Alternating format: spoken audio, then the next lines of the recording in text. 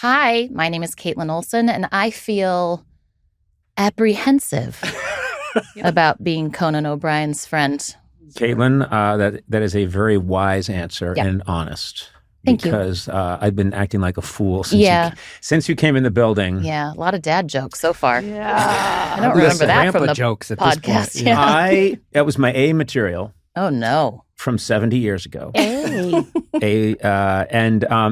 I've been so goofy around you for a reason. I'm a massive fan, and I got giddy. Oh. And so then this tall drink of water comes walking in, and I'm doing shtick left and right, and I've made a complete fool of myself. Yeah, you really did. And you know what? I apologize, but it came from a place of great admiration and some drinking about an hour ago. I'll allow it. Yeah. I like that. Yeah. I like the explanation. I'm thrilled you're here.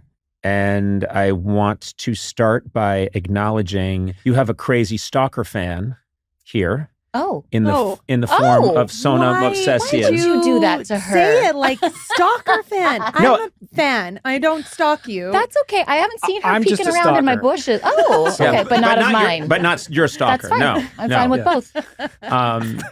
Only Don Cheadle. It's true. The point is that a number of years ago, I was aware of Always Sunny when it was first starting up, and I would catch the show here and there, and I always think this is really funny. I like these people. I like what they're doing, but a lot of other stuff is going on. And then I would come to work, and Sona's desk, Sona, my assistant, was a shrine to wasn't a shrine. No, just let him Always do Sunny. it. Just let him do it. I had like a it. picture of the cast. You talked about it all the time.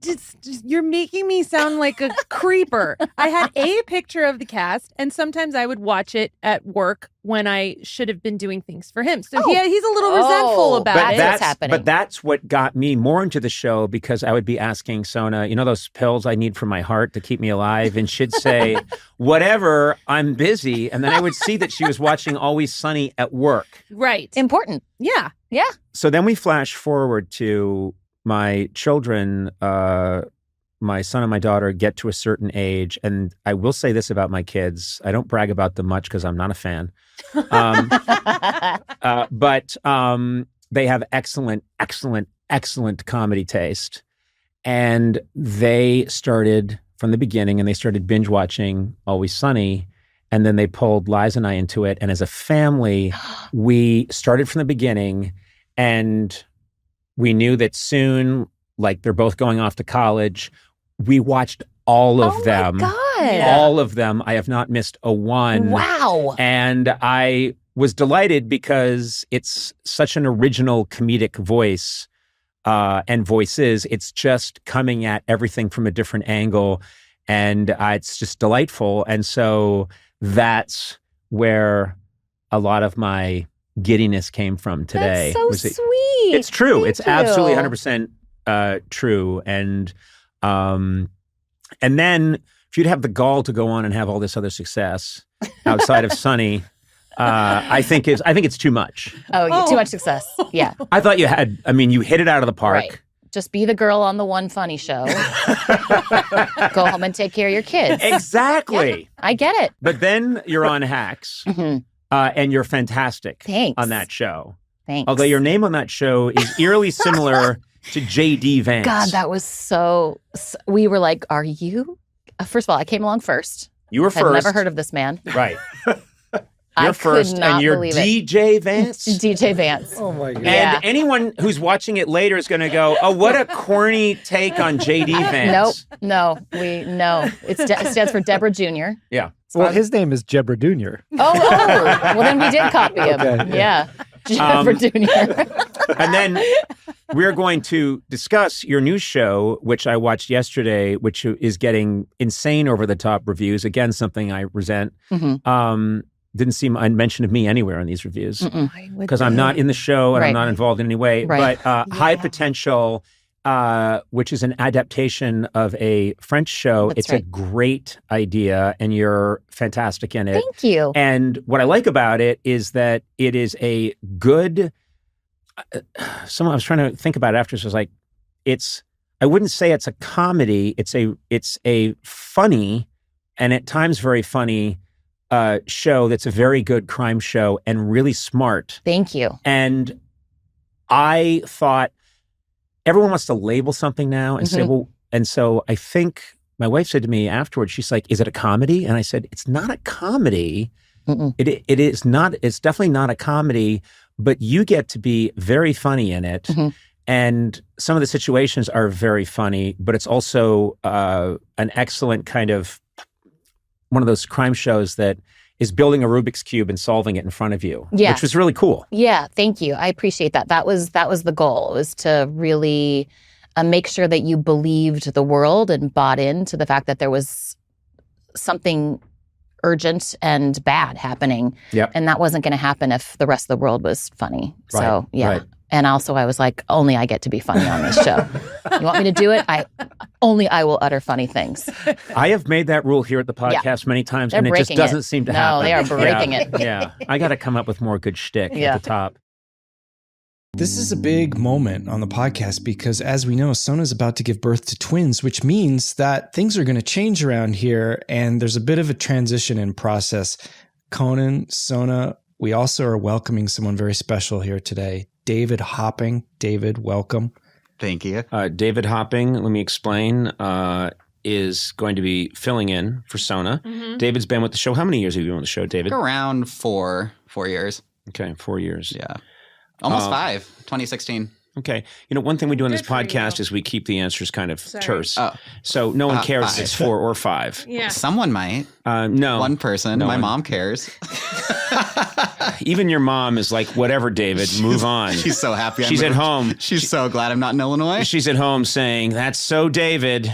4. No, 5. No, wait, 4. No, 4.5. David, you've been on the podcast before. Remember in the first quarantine episode? So listeners might know David. Yeah. David, you have taken on a very sacred role.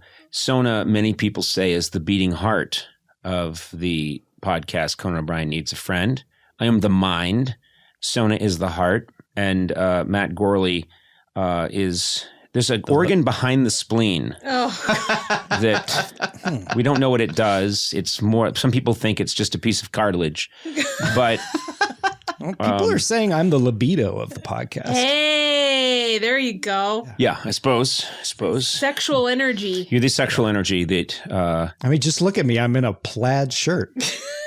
In a plaid shirt. Yep. You are raw sex appeal.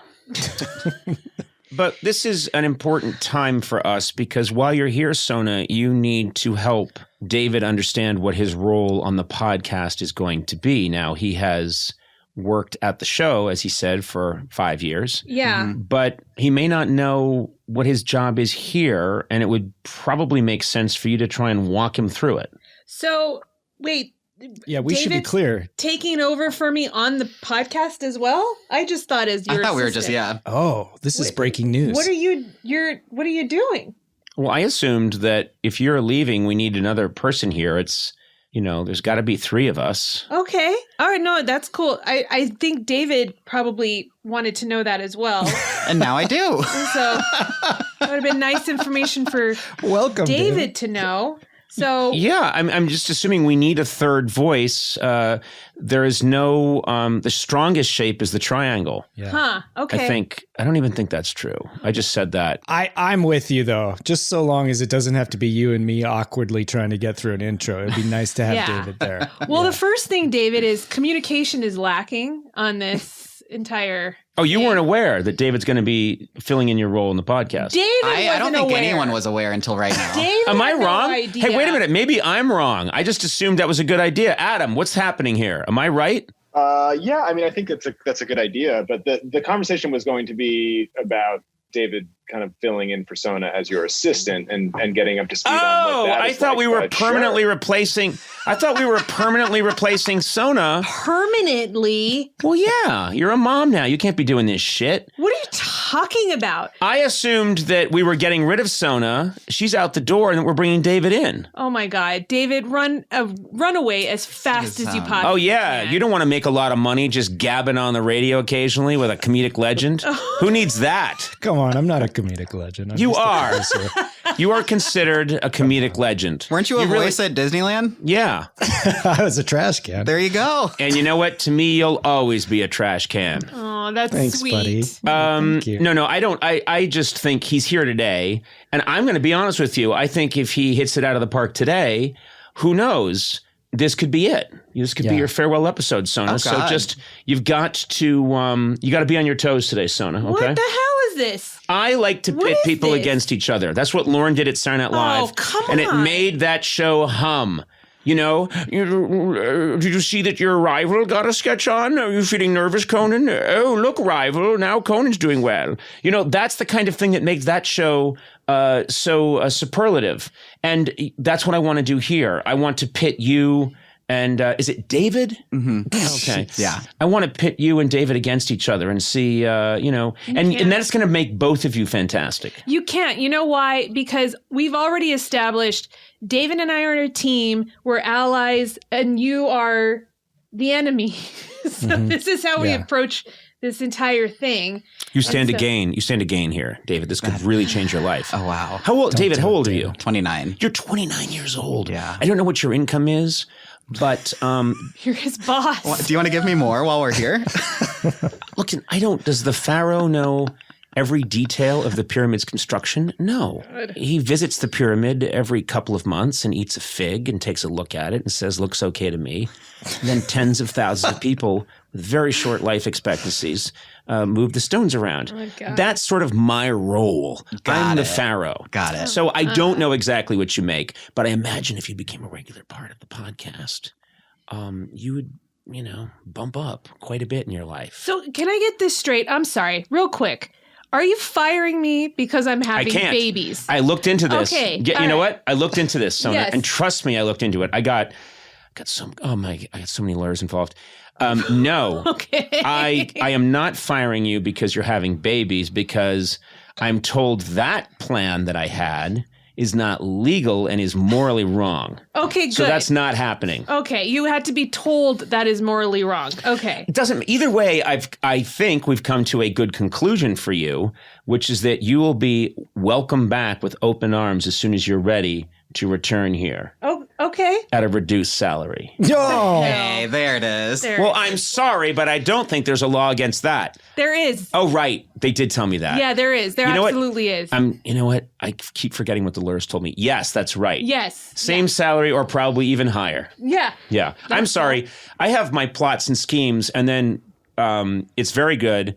They always bring lawyers in to explain to me that I can't do that, that hasn't been, most of what I want to do to the staff hasn't been legal since 1840.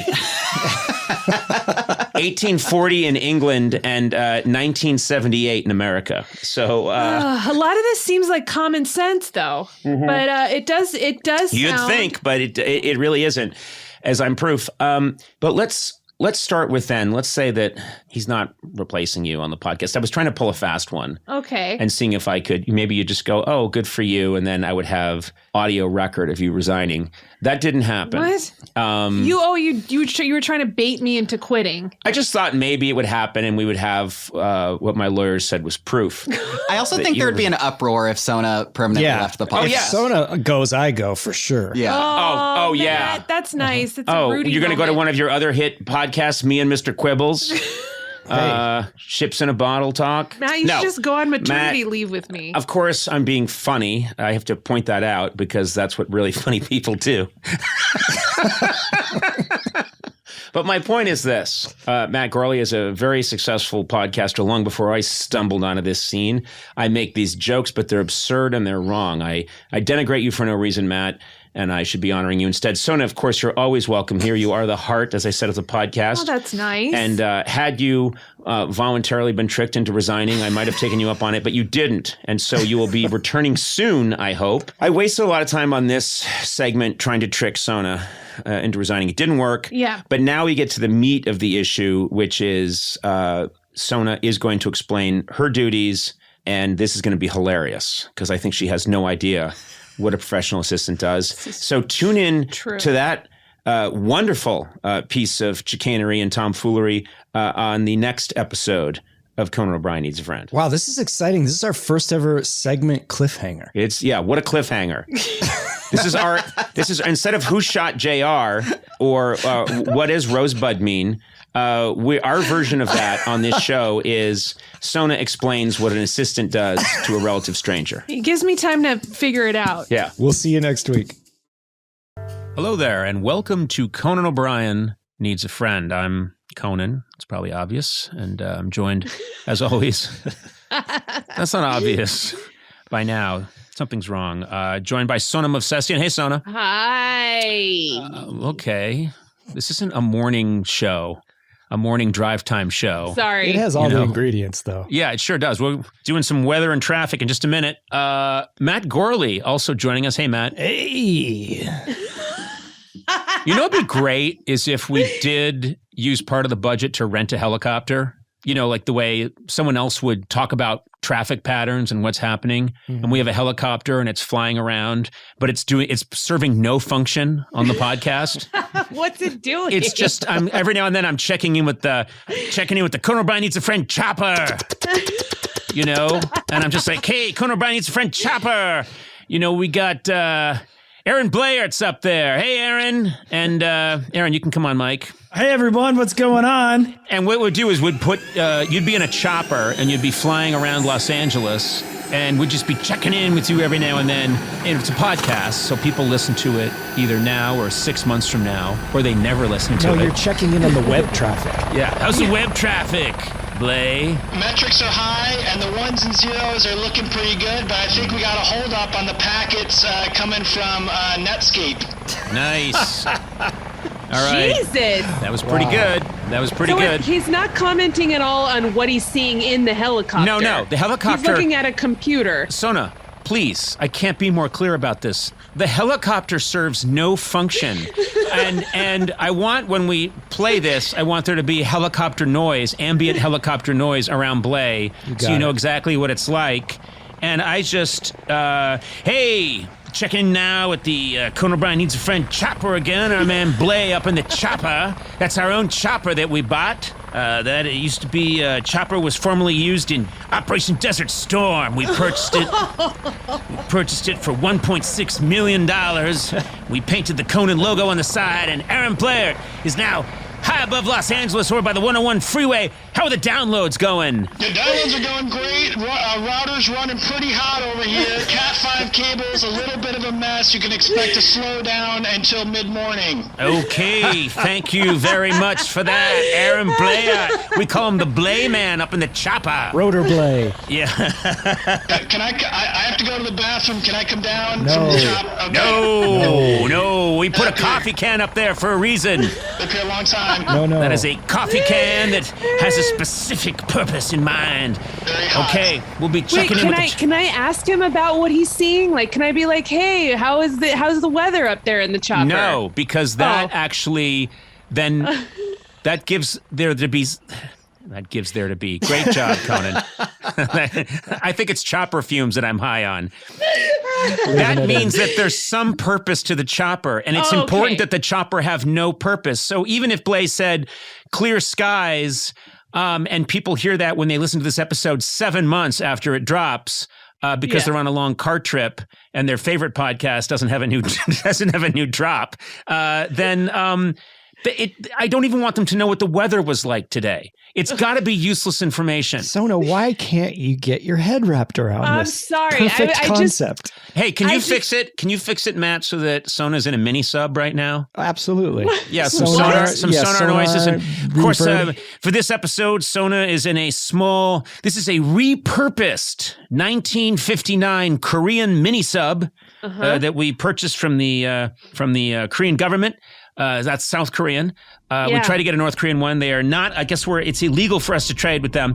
Anyway, Sona, how's it going? You are now, it says here, you are 35 leagues under the sea in the Pacific Ocean off the island of Moratu. I believe I just made up that island. What's up, Sona? What do you see? I just see a lot of water, and it's really cool and a little moist. Okay. Very good. But I don't know. I'm not very good at being in a sub. Well, I don't know what to tell you. Then clearly, I don't know why you volunteered to man the mini sub. If you now confess to us you're not very good at being in a sub. I did not volunteer. You made me go down here. Bad improv to deny what I just laid out. That could cause damage to your sub. Always yes and, Sona. Always yes and. That's the first thing you learn when you join the Navy. Yes and. So, let's try that again. Okay. Sona, you've clearly been drinking a lot in the mini sub. What kind of alcohol have you been drinking? Yes, and I had some, I had a couple martinis down here. Yes, just say tea many martinis, Ossifer. Tea many martinis. I had tea many martinis, Ossifer. That's the old joke, and it works even so far under the Pacific Ocean. Yes. Surface of the Pacific Ocean. Anyway, back to our chopper now. Aaron, tell us. You're up in the chopper, very expensive chopper. I love saying chopper. Mm-hmm. Aaron Blair up there in the chopper right now. Tell us, what do you got for us in the Conan O'Brien Needs a Friend podcast chopper today? Seeing a lot of pixelation in the GIFs, JPEGs, and the PNGs, but if you're going to be downloading stuff, make sure it's in RAW format because that's going to get you the quality you need. Yeah, that's the kind of information that you need a helicopter to provide. And Sona, of course, doing her best. Now it says... Doing her best. It says you are 122 nautical miles. Yes. I don't know what my problem is today. Nautical miles and too many tortinis. Oh my God. Yes, and I am in this submarine, and I'm exploring shipwrecks. Sona, you are taking on water very quickly. Your sub is in... and I forgot how to swim. Sona, for improv, you don't say yes and in every sentence. It's going the spirit of yes and, but you don't say yes and. That's terrible improv in its own way. Okay. All right. I am taking on water. I wish I brought scuba equipment instead of these martini glasses. Yes, and that would have been a good idea. See? Yes. Doesn't quite work. No. Yes, and let's get this show started. Yes, and. Yeah, I'm going to have quality control experts come and check the quality of this podcast open. I do fear. Oh, no. And what if Blade was in a real chopper and we were doing this conceptual bit about how the chopper was unnecessary and then Blade crashed in that chopper? That would just be terrible. And I had to make that joke. No, he's not in a real chopper. I can make that joke. But what I'm saying is I would hate to have to tell his family, they'd be like, why was our son in a chopper? He didn't have to be in a chopper. That's what was so funny about it. Why did you put me in a submarine and then actually ask me about what I was seeing in the submarine? I mean, I don't know why he can have a useless helicopter, but I need to actually pay attention in my submarine. Also, what the fuck is going on? This is... I invite anyone to edit this open into something that makes some semblance of sense. No. Yes, go ahead. Anyone out there listening, feel free to edit this together to either A, make more sense, or B, make less sense. And then send it in, and we'll let you know how you did. What do you have planned for this coming year? I know that. Are you recording right now? Yeah, I'm actually making an album, and a lot of the songs came from those in between sleep times. Okay. Oddly enough, and I'm going to go on tour in Europe this summer, which is always a joy to play music live, and really just doing this podcast and trying to hang out with people and in front of microphones. The podcast is Nora Jones is playing along, and it's terrific. Mavis Staples was on the podcast. She was at Mark Rebier. Do you know him? God. He's incredible. I'm not as familiar with him now. Yeah, we had Bobby Hall, a.k.a. the rapper Logic, which was a really fun meeting of two different worlds. Yeah. So it kind of runs the gamut. There's no limitations. It just has to be playing music together. There's no genre or anything. Also, I'll tell you this, as a fan of your podcast, you have an amazing, obviously you have an amazing singing voice, but I love your speaking voice. Really? Yeah, it sounds very, it just sounds really lovely. That was the thing I was most nervous about. Was really? When you hear yourself speaking recorded is the most annoying thing on the planet to most people, and I'm no different. So when I hear myself sing, I can get with that. I'm used to that. But when I hear myself talk, sometimes I'm just like, ugh. I think that's healthy. I think it's normal too. I think if you're someone who, when you hear yourself says, yeah, more of this. More of this. More of this. Something's wrong. I am horrified when I hear myself speaking. But then I just say, yeah, that's just self-hate, and it's probably done you some good. It's done, yeah, it's done good. And also, one thing I did notice listening back and approving stuff is I have a weird cackle, because when Sarah and I get to laughing sometimes, my co-host, or whenever me and one of the guests laugh after the song is done, there's always like this crazy laughter because we're trying a song for the first time and then we just bust out laughing when it's done. But I have my laugh surprised the hell out of me. I didn't know I had a cackle. Right. You know. Occasionally you discover things about yourself. Yeah. Sona, have you enjoyed listening to yourself? I don't really listen to the podcast. Well, you've got these twins. You're busy now. Well, also, if I didn't, I mean, I didn't always have the twins. Even before, I didn't. Like, it's not Okay, like you don't have to go overboard and say, even when I had nothing to do in the even when I podcast. literally had nothing to do. If someone pressed play and put like headphones on me, I would just take them. No, I really, I don't. Yeah. You're not a consumer of, the dealer shouldn't consume his own. Yeah. That's an old saying. It would be called podcaster baiting if you did listen to the podcast. God, we've got to clean up this Norah Jones podcast. Yeah. I never thought I'd be saying that. I love it. I wish I could take credit. Sarah came up with that when she was listening. Really Sarah, I like it. Listen. I like it. I mean, I don't have any problem. You mentioned earlier, like, well, I wouldn't never have a chance to have a meal with you. I'd be delighted to anytime if you're going to be in town and you need someone to grab, breakfast, whatever. I will. You'll pick it up and bring it to my hotel. I will. Breakfast. Breakfast. What do you want to put? choice. We're not quite to dinner yet. I know. Oh, I'm sorry. We can't be forward. Not even brunch. You're like 9 a.m. Breakfast. Yeah. No, 9 a.m. 5 a.m. is when I get up when I come to LA because I'm from the East Coast. So that's not bad. I will take you out for a meal between 7 a.m. and 8:30 a.m. Sold. Yeah, and we split it. And it's got to be an international house of pancakes. Yeah. Can I come? No, seriously, anytime. I would be delighted. I would be ecstatic. Thank you. Thank you so much. Yes. We brought it full circle. You are a podcaster, and I a pod masturbator. I think Norah Jones is an honourary I just said pod masturbator. You really just went for it. Yeah. I think what I'm talking about is different than what you're talking about. Well, it's been another filthy show with Norah Jones. Norah, thank you. Thank you for having me. That was amazing. It was great to see you all. Okay, we're back in studio for the final. This is, I like to think of this as the wrap up. Yeah, a debrief.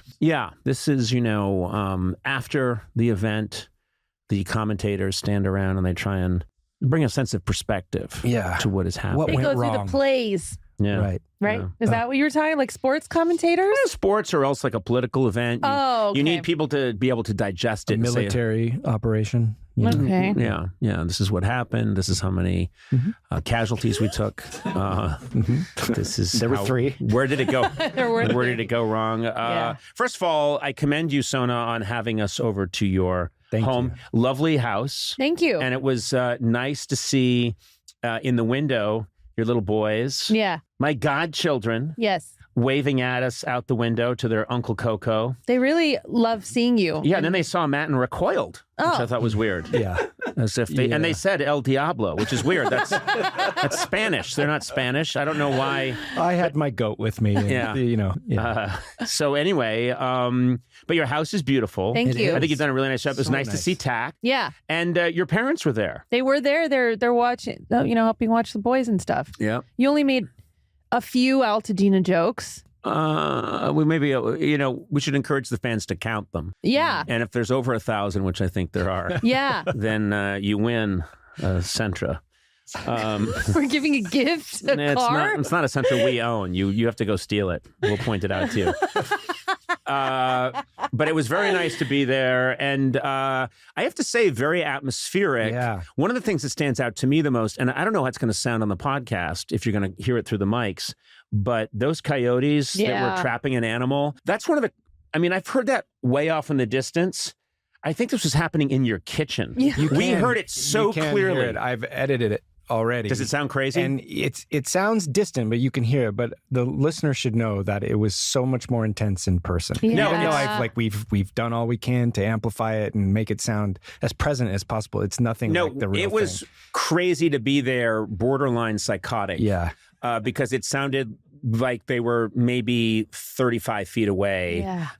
And madness. How often do you hear that? I would say several times a week. But are we sure it's just not like some Altadena cult, just some human cult members? I'm sorry, you think that they're human? What's going on up there? Yeah. Oh, I think coyotes are killing little critters. What critters are they killing? Do we know? There's so many random things around, like there's, little things. I don't know. Yeah, you're real good at identifying species. I'd love it if Sona... I don't know animals. I would love it if Sona had a nature show. Wouldn't it be great if Sona had a nature show? Animals here we are in the outback, and there's something. I don't know what that's something. It's got and ears. there's something else. Yeah. It's a furry mover. There's 3 things, and 2 of them look to be the same thing, and then there's another thing.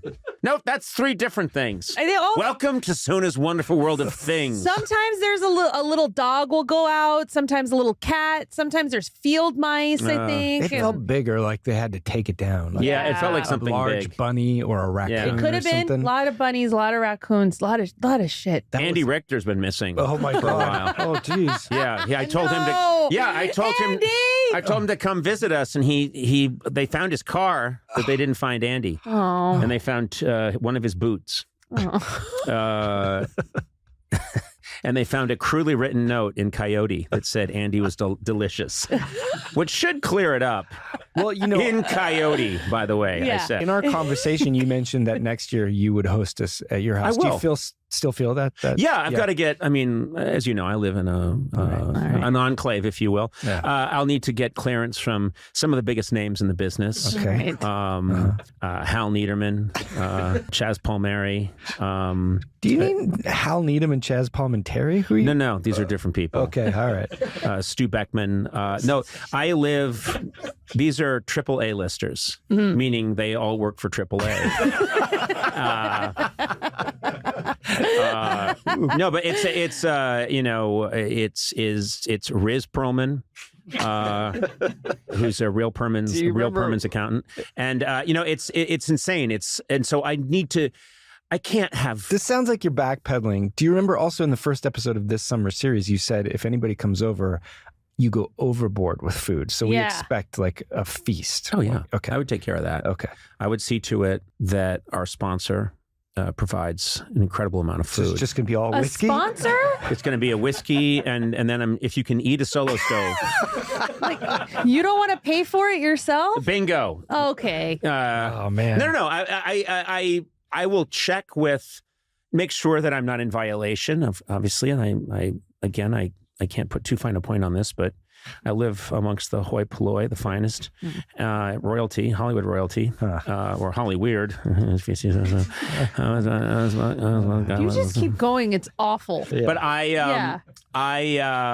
I would like to host next year, and I think that's something to look forward to because, I mean, we'll have some real celebrity drop-ins. You think? Oh, no doubt. Where's Perlman? Yeah. Jizz Schmeckman might come by. I'll take a pass on him if it's all the same. He's okay. Jizz Schmeckman? Jizz Schmeckman? Let me tell Maybe tell him we're busy. Jizz shows whether you want him to or not. Yeah, just put up a black light. Oh man. Yeah, but Querrell Stein might come by. I mean, there's all kinds of. It's going to be an incredible collection of Hollywood once was and Hollywood could be. And is Jizz a once was or a could be? Depends on what time of day. Yeah, exactly. If Jizz has been hydrating. You know what, guys? I don't like this kind of humor. And can I tell you something else? This guy is low-hanging fruit Jones. Yeah. He will go after anything. Excuse me, you began this whole series by saying we're digitally servicing people with DJ blowjobs. Yeah, well, I said digital blowies. Yeah. Okay, that was 35 episodes ago. No one that was, that. and also that is high-hanging. How's that high hanging? Okay, listen. Because I took fan service and I made it sound sexual. Okay. So that is elegant comedy. You know what? I've worked with the worst and I've worked with the best, but I prefer you guys. It's elegant comedy. Italian food connoisseur hands. It's called comedy. Look it up. So I say we do it at my house next year if I can clear it. And Clear it. Well, also, there's going to be a paparazzi element. They're all over me. It's very hard for me to go anywhere these days. There's never any paparazzi. You know what? I call them and call them. Yeah. All I do is call the paparazzi. I know. They always say no. They're pass. They're just not having They don't it. even say no. They're like, pass. Yeah, I wore the same thing that Bianca Sensori wears. Who? She hangs out with. What's her name? Why do you know new people? I think he studies new people's names just thinking, I got to stay relevant, but he doesn't know contextually. Bianca Sensori, she's the one that's always hanging out with... Jiz Steckman? Kanye? Hello, it's Conan O'Brien Needs a Friend. I'm Conan O'Brien. Usually I say welcome to, but today I just said it's Conan O'Brien Needs a Friend. Is that okay? Well, it's true. It is Conan O'Brien. Yeah. It's like saying it's Dragnet or... Yeah. Well, why would I use such an old reference? God. I should use a... We're going to get so many letters. No, I'm going to use a new reference, because that was too old. It's Saved by the Bell.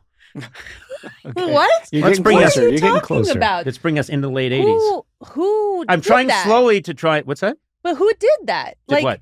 What are you talking about? It's Saved by the Bell. Who said that? No one did. Yeah. No one's going to notice you said something different. Okay, well, so now I made a big thing of it. Yeah. You shouldn't have done I that. said it's Conan O'Brien Needs a Friend, and that felt a little strange to me. And then I started commenting on it. Yeah. Want to do the thing where we take it again and I Yeah. tell you that I'm going to edit that first part out, but leave it in? So you're definitely going to edit this out, right? Absolutely, boss. You know I wouldn't lie to you. How often have you done that, seriously? I think every time. So you've never, anytime I've aired, stumbled or fumbled, and said you'll take it out, and you say, yeah, don't worry, boss, you leave it in? Unless if it's to comedic effect, I absolutely leave it in. But unless it's like a so you lie. sensitive So you thing. lie to me. Yeah. Okay. Yeah. Okay. I'm okay with that, actually. Yeah. Yeah. And we're going to clean it up, and people are going to think we're. And it's not like I rush around listening to the podcast. No, you don't. So you can get away with murder. I don't think you even know how to find it, right? I have tried every dial on the radio. I saw you at Amoeba Records the other day looking for the podcast in a rack. Yeah, but you know what's weird? There is now a vinyl of the That's podcast true, yeah. that came out. And I realized my radio joke doesn't work either because we're on Sirius XM 104. So all of my quips don't work. Full circle. Because we're everywhere. We're on vinyl. We're on the radio. You know what else has happened too is that, when you ask a parent, have you checked out the podcast? And they go, where do I watch it? Yeah. That now is true because the podcast is on YouTube. So most people are watching it. And now the parents are right. This is horrible. Oh, this is great. Yeah. How you doing over there? I'm doing really well. Sona left and made a very large sandwich while we were talking. When you guys go down these kinds of avenues, I'm just like, let them just go. Let them just That's keep why talking. I'm constantly saying to Matt before we start, I'm going to stop for a second and think about a good thing to talk about. And you always say, just go, just go, just go, just go. This fly by the seat of your goals. This isn't good. This is this good. isn't good. It doesn't have to no be one's good. going to It's say, oh podcasting. man, that was a sweet treat they just served up. This is a dog's breakfast. It's a mess. People don't want good podcasting. They want real podcasting. Okay. Is that true? I don't know. I made that up. I don't know that's if like that's saying, true. I'm glad you're not a good. car manufacturer. I'd have to recall this podcast over and over again. Exactly. What do you, this car, hey, I just was driving the car and the wheels fell off and it crashed and a bunch of people in the car were killed. I feel terrible and I'm badly injured myself. Yeah, this car was we improvised. We just threw it together and that's real, man. I would say since I've been doing podcasting since 2006, I should be trusted. But the sad truth is I should be put out to pasture. Right, because you're now 2006. That makes you were in on the very first podcast where you talked about the moon landing and stuff. Right? That's the very early podcasts. Yeah. Ladies and gentlemen, President Eisenhower has died. That's the kind of podcasting you did at the beginning. That's right. Fireside chats. Incredible. Yeah. When they were on pods. That's right. iPods. Yeah. Which is why they're called podcasts. I never thought about that. Are you serious? I didn't. It's a pun on broadcast, but podcast. Yeah. And now the iPod's been gone for what, a decade? How long has it been gone for? Yeah. 15 years? Mine was stolen. Really? From my car. Yeah. That was me. Oh, come on. Why I did you thought it was steal funny. I smashed your window and I took your iPod and threw it away. That's a prank. Isn't that a prank? Or is it just a crime? That's a crime. Okay. I get confused what they are a lot. I pulled a prank on an old woman last night. I knocked her down and I took her purse. No. Yeah. Did you hear about those pranksters that robbed the bank the other day? That was me. What? Yeah, it was with my friends. Oh. It was just a prank. You were wearing a nun mask. But you never go back and say it was a prank. You just keep what you steal? Yeah. Okay, cool. It's All right. I call it a lucrative prank. That's my defense. It's a prank. You know the way people are always doing that? They're going around, they have like some YouTube channel they're trying to start and they'll go around and prank people. And I just think, often you look at them and go, I think that's a kind of a crime. Yeah. It's a fine line. There fine really line. is. Some of them, because they have to do whatever they can. And now some of them are like, they're getting desperate. They're stealing stuff. Yeah. You know? Yeah. But they're not pranks. I think they're just like, I can do this, so I'll do it. I think this started out as a prank. This podcast? Yeah. And then, it grew into whatever it is now. It may still be a prank. I don't know. The big prank is we've told you this thing goes out, and it never does. No one's listening to this. Oh my God, we come every day. So you hire people to drive by in cars and shout out the window, which just happened in Dublin, there was talk of gerbils! Yes. That was in Dublin. I was walking along the Liffey River, and people are shouting stuff out from the podcast, and I think, wow, Gourley is just paying people. Out of my own pocket. Yeah. Infestation. That's ridiculous. What? I don't know that people yell that in like foreign countries if they're like, there was talk of gerbils. Why do you make people do that? And you said do that to me. Yeah. First it was Catechai as God made her. Now there was talk of gerbils. Pretty soon we should move on to a new one. I like there was talk of gerbils so much that I want to stay with it for a bit. And it's still one of my favorite fan encounters is when someone came up to me and I don't know where they were and they had an accent. I can't remember which country they were from. And they said there were rumors of hamsters. Like they put it through Google Translate. There were rumors. And he said it like, "Oh, I've got it. There's Conan." There were rumors of hamsters. And I said, "Dude, you are so close. I'm going to give it to you, but it's talk of gerbils." And you saw his whole face fall. Catechai as Zeus fashioned her. It's Catechit, as Corn Cob released her. Kit Kat. You should have just let him have it. I should have, but I'm a stickler. I'm like, one of those uptight deans in one of those movies. You are, yeah. You are that guy in like Animal House. Animal House. I mean, I was Dean thinking Wormer. PCU, yeah. Oh. Or Old School. You're that guy in Old School. I'm obsessed with those characters. Yeah. And one of the Simpsons episodes I wrote, it was an obsession of mine that Homer has to go to college and his only knowledge of college is from those movies. So he's convinced that he's like, we got to take the starch out of this dean's shirt. You know, he's obsessed with that. And he shows up and I just wanted the dean is the nicest. Oh. He's a young guy who's like, hey man, I used to, play bass with the Pretenders. If you want to jam. He couldn't be nicer. And Homer's like, we're going to get him and get him good. That was my obsession. So that's great. Yeah. Well, long time ago. Long time ago. Well, should we do it? Should we get into the old shizzo? The old shizow? I swear I haven't been drinking yet. What if we're laughing now and 2 years from now I'm in a catatonic state? Come on! And they're going through all of these hints with Gourley and they're saying, you didn't know that his cerebellum I just wanted to hasten it.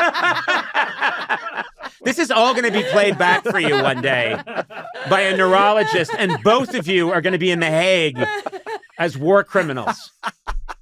You could have saved him. When he said it's time for the shizo, you didn't know that he was bleeding into his cortex? You just left. And now he's dead. You're through at social at Bass Enterprises. Exactly, and he's vomiting from the scotch he's drinking. Yeah. This is scotch. This is us burning my throat. You're through it, Basco. What are you doing up? Mother! Yeah. I'm trying to fire the shareholder. Go to bed. I'm sorry, he doesn't have any shares in your company. He's not old enough. You still have the company. Don't say that! It's funny. Like that would be what you just pitched is to me a really funny sketch of Gossip Girl played by actual 14 and 15-year-olds shot single camera, and people making these moves like I'm off to Paris. No, you're not. You're not fucking going to Paris. You're going to go to high school. Yeah. By the way, don't you have a paper due tomorrow? I'm on the trail of a killer. No, you're not. That's right. On the trail of an actual killer. Yeah. Doing the FBI's work. Yes. They always have a scheme. Yeah. And it's always like, okay, here's the plan. We're all going to go to Stad. We're taking a private plane to Stad, and we're going to stop them from stealing. I don't know. I love to quote Stad, but I don't really know where it is. Is Stad in Switzerland? I think it's in Switzerland. I have no idea. You anyway, always use it as your it's a go-to. Yeah. Someday I want to have some money nestled away in Stad. But anyway, it is. It is Switzerland. Oh. It just really that's a really funny idea. Is we'll get together and we'll produce that because actually really awkward kids and constantly their parents intervening and saying no. You're not a shareholder. You have no, get back into your room and finish. No, you can't. That's not going to happen. Yeah. And I actually think like the quote unquote love scenes, like the real awkwardness of two 15-year-olds kind of like barely being able to look at each other and just, having, I mean, think about that. Think about the emotional maturity of a 15, 16, 17-year-old in a relationship. I mean, you think about the way that like we would hold each other's faces and look longingly and say things like, I've never, just something that's meant to be quite vulnerable. Yeah. And you think of like the way a real teenager would do that. Oh, I still have never held anyone's face. I've been married 20 years. And if I put my hands on my wife's face, I think she'd call the police. Do you know what I mean? And looked into her eyes, she'd be like, why are you looking at me? I feel like if you were cast in one of these high school shows, it would be actually more accurate. Yeah, I could do it now. Now at 59, if you cast me as a 19-year-old in Gossip Girl, I think I would be more convincing than 22-year-olds playing 19-year-olds. Even on that, I would even say that there's no one who's okay. Just practically speaking, the shot that looks good from the side of two people in love saying "I love you." You're so close, you actually can't see each other. You're out of focus. One eye is here, the other eye is there, and you're just like, and you're just like, okay, this is. You're actually. It's really absurd when you're bringing it to life. You never actually got a good look at Blake Lively. No, I know. I wouldn't recognize her in the street. Just a blur. I can see that now, and I'm gonna look for that now when I go back. And you seem uncertain about what you're. Am I talking to a waffle or Blake Lively? Hey there, welcome to Conan O'Brien Needs a Friend, and of course, no man is an island. No one can do this themselves. You started this by saying, check this out, choppers, like you were going to lay something amazing on us. And that was it. Oh, before I went on mic, I said, check this out, choppers. My favorite thing is to say, check this out, and then do a very mundane thing. I think it's always made me laugh to be like walking up to an elevator and turn to someone I don't even know and go, check this out, and then hit the down button. It amuses me to no end. Probably nobody else. Nobody else. But I am excited you're both with me, as I always am. Yeah, I know. This is nice. Sonam Obsessian, Matt Gorley, good to have you guys here. It's nice to be here. There is something I want to bring up today, okay? And that is that the good news is I think people listen to the podcast because I've had a bunch of friends reach out to me. More than one, I'd say it's 3 friends have reached out to me independently of each other, and they've said, I have a good doctor who could help you with your hearing loss. And I didn't know what they were talking about. And then I remembered we did the shows in New York.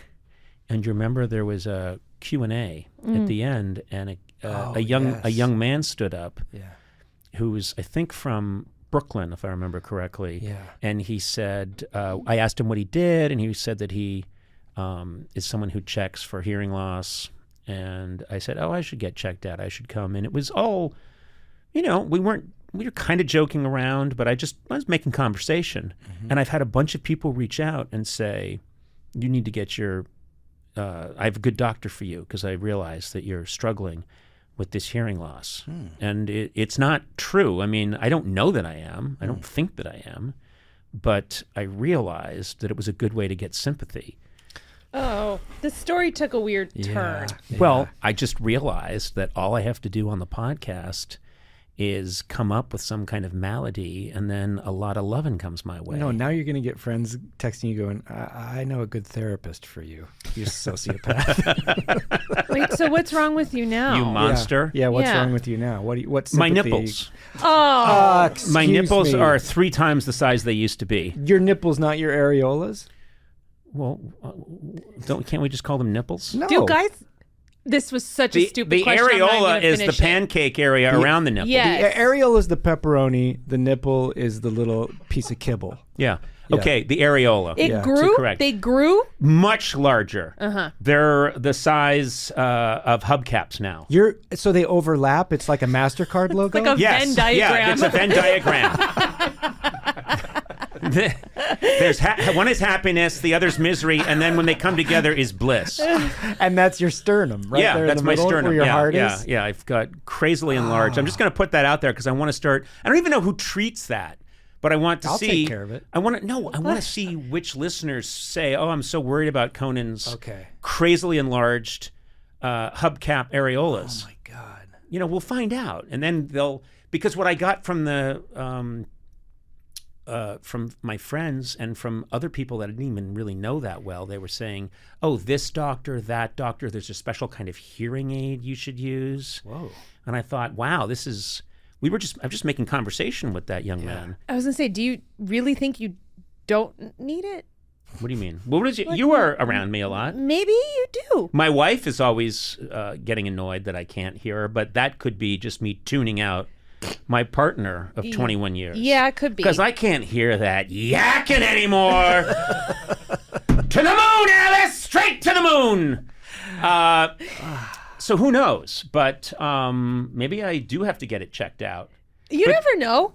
Like, what if you put in a hearing aid and you're like, oh my God, new world. I could hear amazingly. What if I got a really good hearing aid and I put it in and I'm walking around and I just suddenly started to hear, that guy's an asshole. Don't worry, he can't hear it. Oh He's deaf as yeah, don't worry. And I just start to hear all this. Guy peaked in '98. But it's you saying his it. Best work was, his best work was on The Simpsons. Talk show was a complete waste of time. That's all I hear. You get superhero hearing abilities. You think, but all I'm hearing is my own negative inner voices. He thinks the podcast goes out and never goes out. Yeah, just do it. Podcast is just something that they're keeping him busy with. So have you seen the size of his nipples? My God, Jesus Christ. I hear that guy has giant flapjacks for nipples. Venn diagram, just like the MasterCard logo. That's all I'm hearing. They should make a hearing aid that turns up your inner voice. Oh no, that's awful. I don't need that. Yeah, I get enough of me. I don't want to hear me. You seem like a very emotionally healthy person. Oh no, you are. No, I think I hide it. I think you're. What do you think, Sona? I think Matt's a. I thought you were. Yeah, I think you're on an even keel. I really do. No, I'm more in league with like how you are. I have anxiety. You're that bad? Well, maybe not that bad. Okay. Yeah. Let's not get crazy here. No, that's true. You were just like, I've got the same problems as that guy, and you're gesturing to Son of Sam. I'm a little like that guy. You, Son of Sam? Oh, I guess maybe not. No, I just sometimes get a little cranky. I'm more like nephew of Sam. Yeah. Yeah. I don't see that with you. No, I got all my shares of anxiety too. I carry it with me like you do, but really? I check it at the door because I'm a professional. You don't just blather on about it. A couple of freaks. Yeah. I'm sorry. Hey, take it easy. I just thought what would be the worst response. Sorry, I didn't mean that. I care about you too. No, you don't. No kidding, I do. I do. I love you both. I do. I care about you guys. Yeah. And I want you both to feel good. Because we helped you get a new kitchen. That's right. What? That's all you see. Why are you bringing up up my kitchen? Because right before the podcast, you were telling us, look at the new kitchen I got. And I thought, yeah, I bet I know what helped pay for that. Yeah. Well, you my job. Exactly. Yakking on the podcast. Which is my job. It's not a job. You're here because you love us. Which is it? Which is it? What do you mean? Can it be Which both? is it? No! I want it to be both. Pick a side. Pick one. Money. Sorry. Whoa. I just did it without thinking. I mean, I love you guys, but the money keeps me coming back. I'm here nice because I'm a kitchen. podcast artist. I You give are. all my money to charity. I do this for the love of the game. You know what? You know what I would say? You're not a podcaster. You're a pod crafter. You are a true artisan. My anxiety levels have peaked. You are a true artisan of this form. No, there's But no let's such get back thing. to Yeah. me. Okay. Which is just putting it out there. Rapid hearing loss and areolas. Imagine you took all the batter and made one pancake. Right? And then put It's the whole pan? It's the whole pan, and then you just dropped a little chiclet in the center. Yes. That's what we're dealing with here. It's as if Dolly Parton was wearing a kind of bespeckled salmon-colored bra, and you just took that bra and flattened it out over your chest. Ugh, you Like made that? Dolly Parton's boobs unlikable.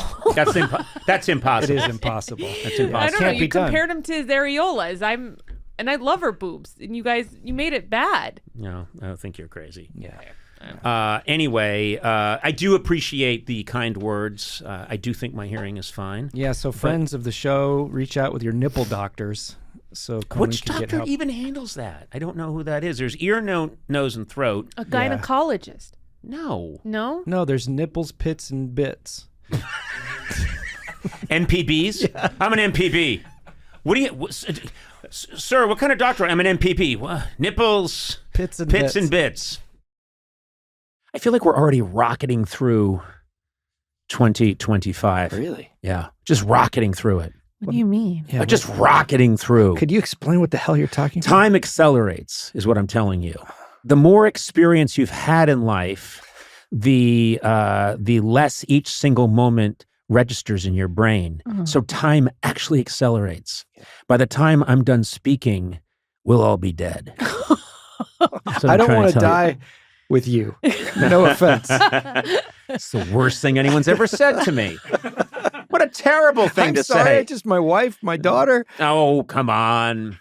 They've seen enough of you. You may be the death of me. Yes, there you go. Yeah. No, I just think 2025, man. Yeah, man. Love it. Yeah. We did it.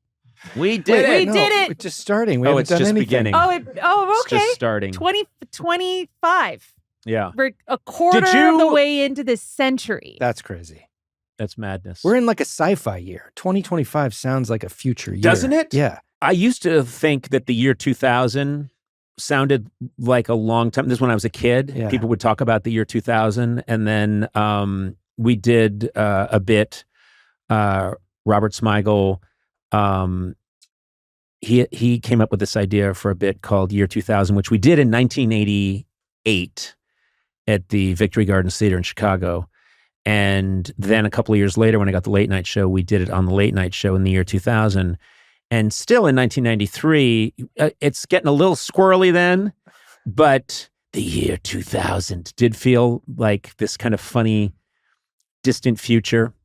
And then I'll never forget, it was 1999 and we were getting close to the year 2000 and we're doing the bit in the year 2000 and we didn't know what to do. I remember this. We didn't know what to do and we were thinking, what do we do? And we were thinking maybe La Bamba could sing, in the distant future. Oh, weird. And we were like, no. And then we said, we're just going to stick with in the year 2000. And you talked about this on the show, right? Because I remember watching this. Yeah. And then, sure enough, Sting would be on the show and it would be 2005. And I'd say, hey, maybe we should look to the future. And Andy had left at that point. So Sting, I'd do it with like whoever the celebrity was. And Sting would come through the curtain and go, the future, Conan? And I'd say, yes, Sting, all the way to the year 2000. And it's 2005. Talk about, we just didn't deal with it. And so, but I remember when I was a kid, there was a show on starring Martin Landau, and I think his co-star was Barbara Bain. I think it was a show that was made in England, and it was called Space 1999. Oh. And it was the same thing where it was the 70s and this syndicated show would come on. And this is back when nothing was on television. And so whenever something came on, you watched it. And I remember thinking, oh, wow, space, 1999. And everyone on that show wore what looked to be like what they'd give you to wear on first class if you were going on a transatlantic flight. Everybody, and I thought somehow mixed with tennis leisure. Yes, exactly. So I just thought in the future we're all going to be very comfortable, and we're going to live on the moon. And the future, of course, came along, and cars kind of looked pretty much the same. They didn't rust, but they kind of operated the same. There's still a steering wheel. You're still driving on the same roads. You're not up in the air like they told us they would be. The real difference is that radio just turned to podcasting. Yes, exactly. The only thing that really changed, all this stuff they told us, ray guns, we're going to be living on different planets, none of that happened. No one talked about, you'll have a personal computer in your pocket. That's a big one. And it will also be yes, but none of us thought of. No. If you were told, kind of did. They had their little like. Oh, Spock had a tricorder. Well, I'm famously I'm a Star Wars guy. Okay, well I'm a Star Trek guy. Okay, and what I love is that Spock had neither one guy. Spock had. I'm a not nerd guy. Spock had what looked like a maybe an AM FM radio, but it had a little screen on it. And whenever they would go on the planet, it was a device that just did everything called a tricorder or something. Tricorder, and he would just be like, they'd be like, Spock, what's up? And he'd go like, well, according to my tricorder, we're going to have a conflict with a major character in about 8 minutes, basically it could tell you what you're having for lunch. Yeah.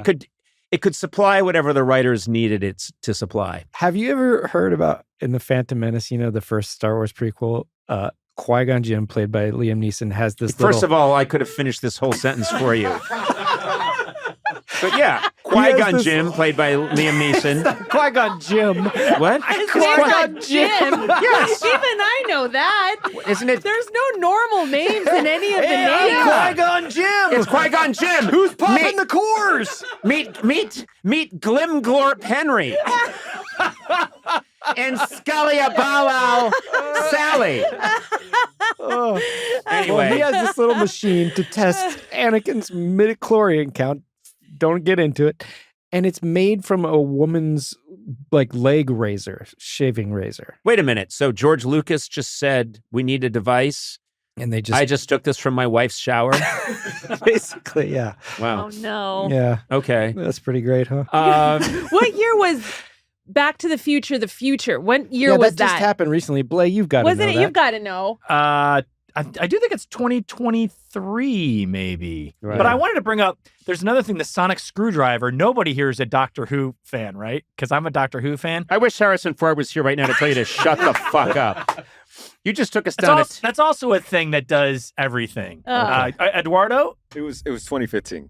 That was 2015 was when we were supposed to have hoverboards. 10 years ago. Come on, we really dropped the ball. I think there should be a Senate investigation into why we're not flying around, because Blade Runners also happened time-wise too, right? Because they had flying cars in that. No, every future sci-fi movie, now they're smart enough to say, in the year 4572, they've picked a time when clearly humans will no longer be on the planet. Alien was always good about that. They were far, far into the future. Early sci-fi, if you listen to old radio shows, they're like, that were made in the 1930s, they'll say, by 1948. Yeah. And my favorite is, I listened to one once where they called robot was still a new word, and they called it ribbit. Robot, yeah. Ribbit. There'll be a ribbit. And the ribbit will be a mechanical man who will named Qui-Gon Jinn.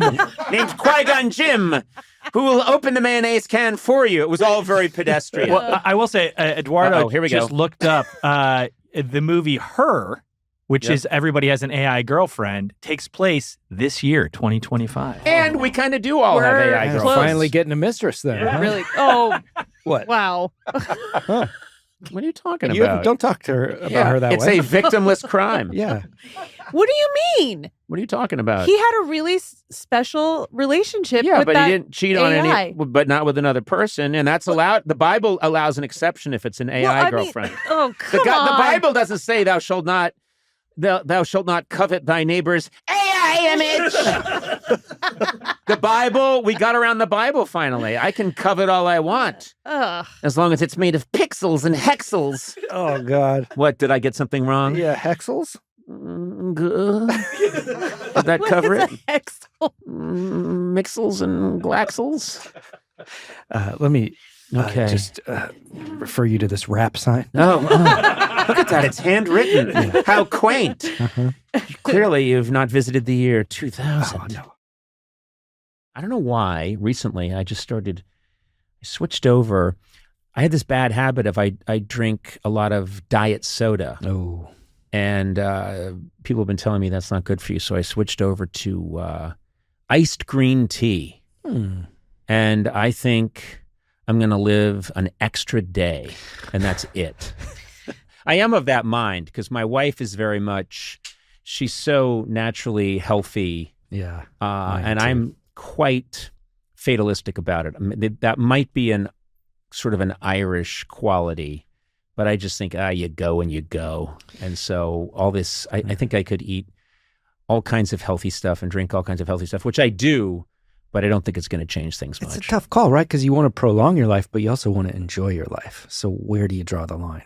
Well, I would like to be a burden on my children. Okay, that's so already happened. I want to do that thing where I no. become very old very quickly, and then I have to. I'm just a huge pain in the ass. Okay. I feel like after a while, people will just leave you in your wheelchair, just like in the corner. Yeah. I'm sorry, I was just checking. That's a lot of caffeine, Is it? isn't it?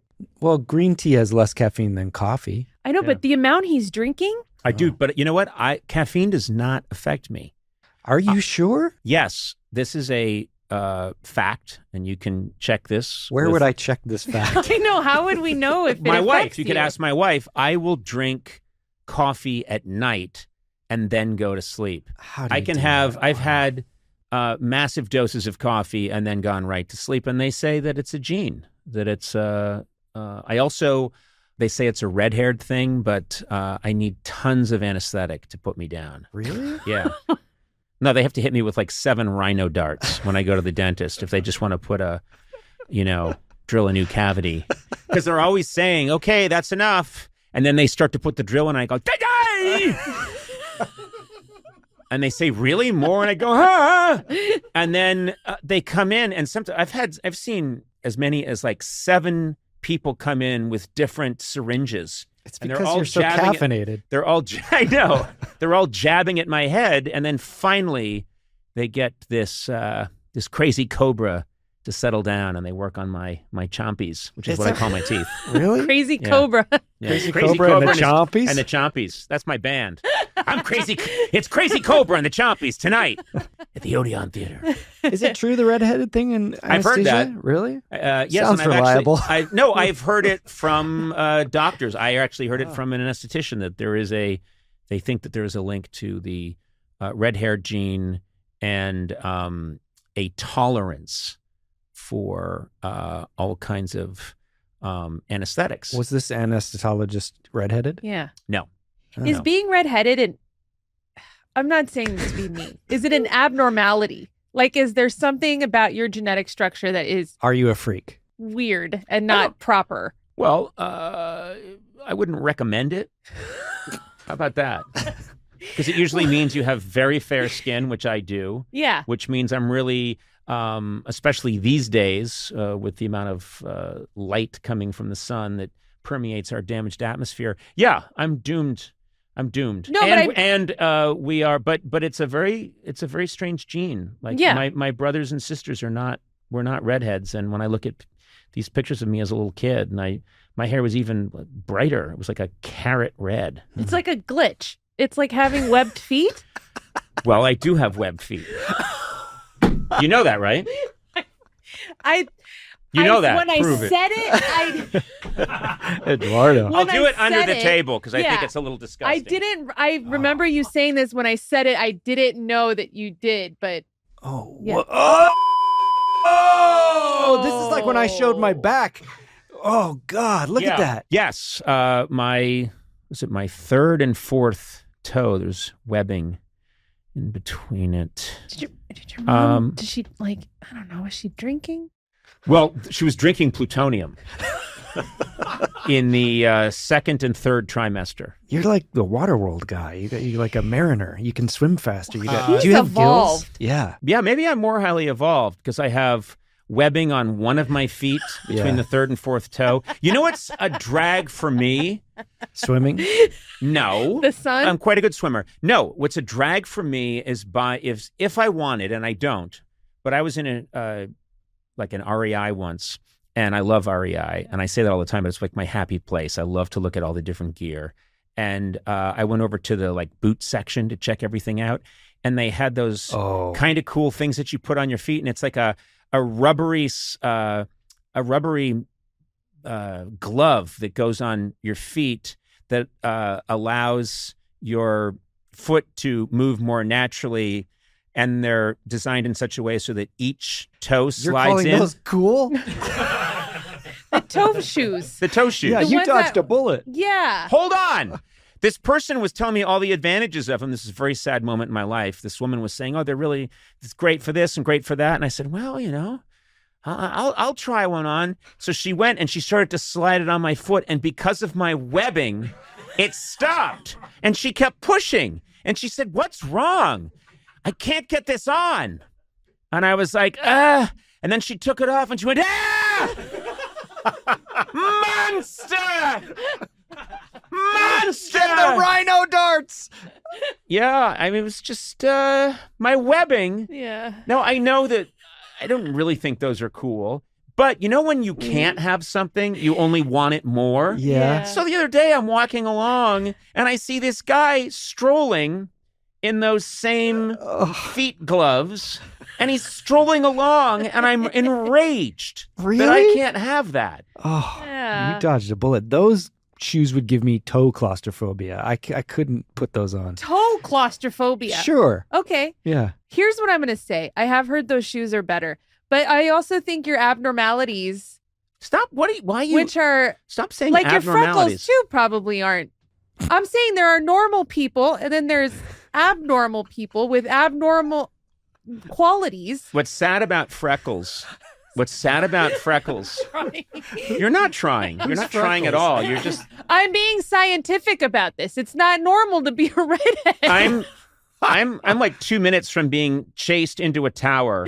Yeah. That's then set afire. Yeah. By an angry mid-century mob. Yeah. What's sad about freckles is that it's a terrible idea, but its evolution was thinking, we got to help this guy out a little bit. Let's give him a little bit of skin tone in tiny splotches here and there all over his body. And I'm just keep thinking about wherever the assembly line is, wherever dimension the assembly line is, they're like, oh, he has no melanin. He's just the whitest thing we've ever seen. Give him some protection. What do you mean? Splatter him with a little bit. Okay, we did. It doesn't look right. Hey, change his hair to a carroty orange. How's that? Does that help? Not really. I've got it. Grab his left foot and create a duck-like webbing between his third and fourth toe. Should we do both feet? No! Oh, okay. What are you, stupid? Sorry. Just the left. Good. I think he's ready to go. Hey, I know. One last thing. Load him up with self-hate. And pull the lever. There he goes. Where did he land? In that family where everyone's yelling. Hey, my grandpa was a redheaded fellow, and I have very fond memories. And how was he murdered?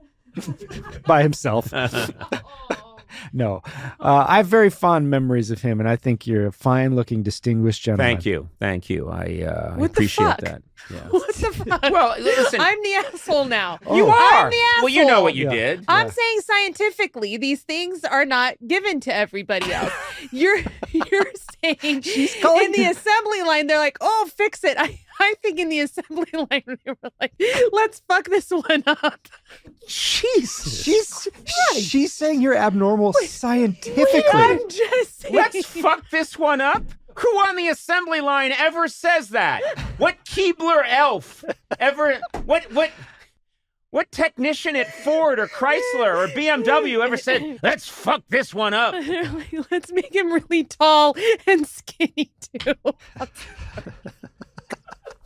Let's give him really long feet and make him super tall. There's a reason a lot of people aren't redheads. I'm just saying. What's the reason? Because it's not normal.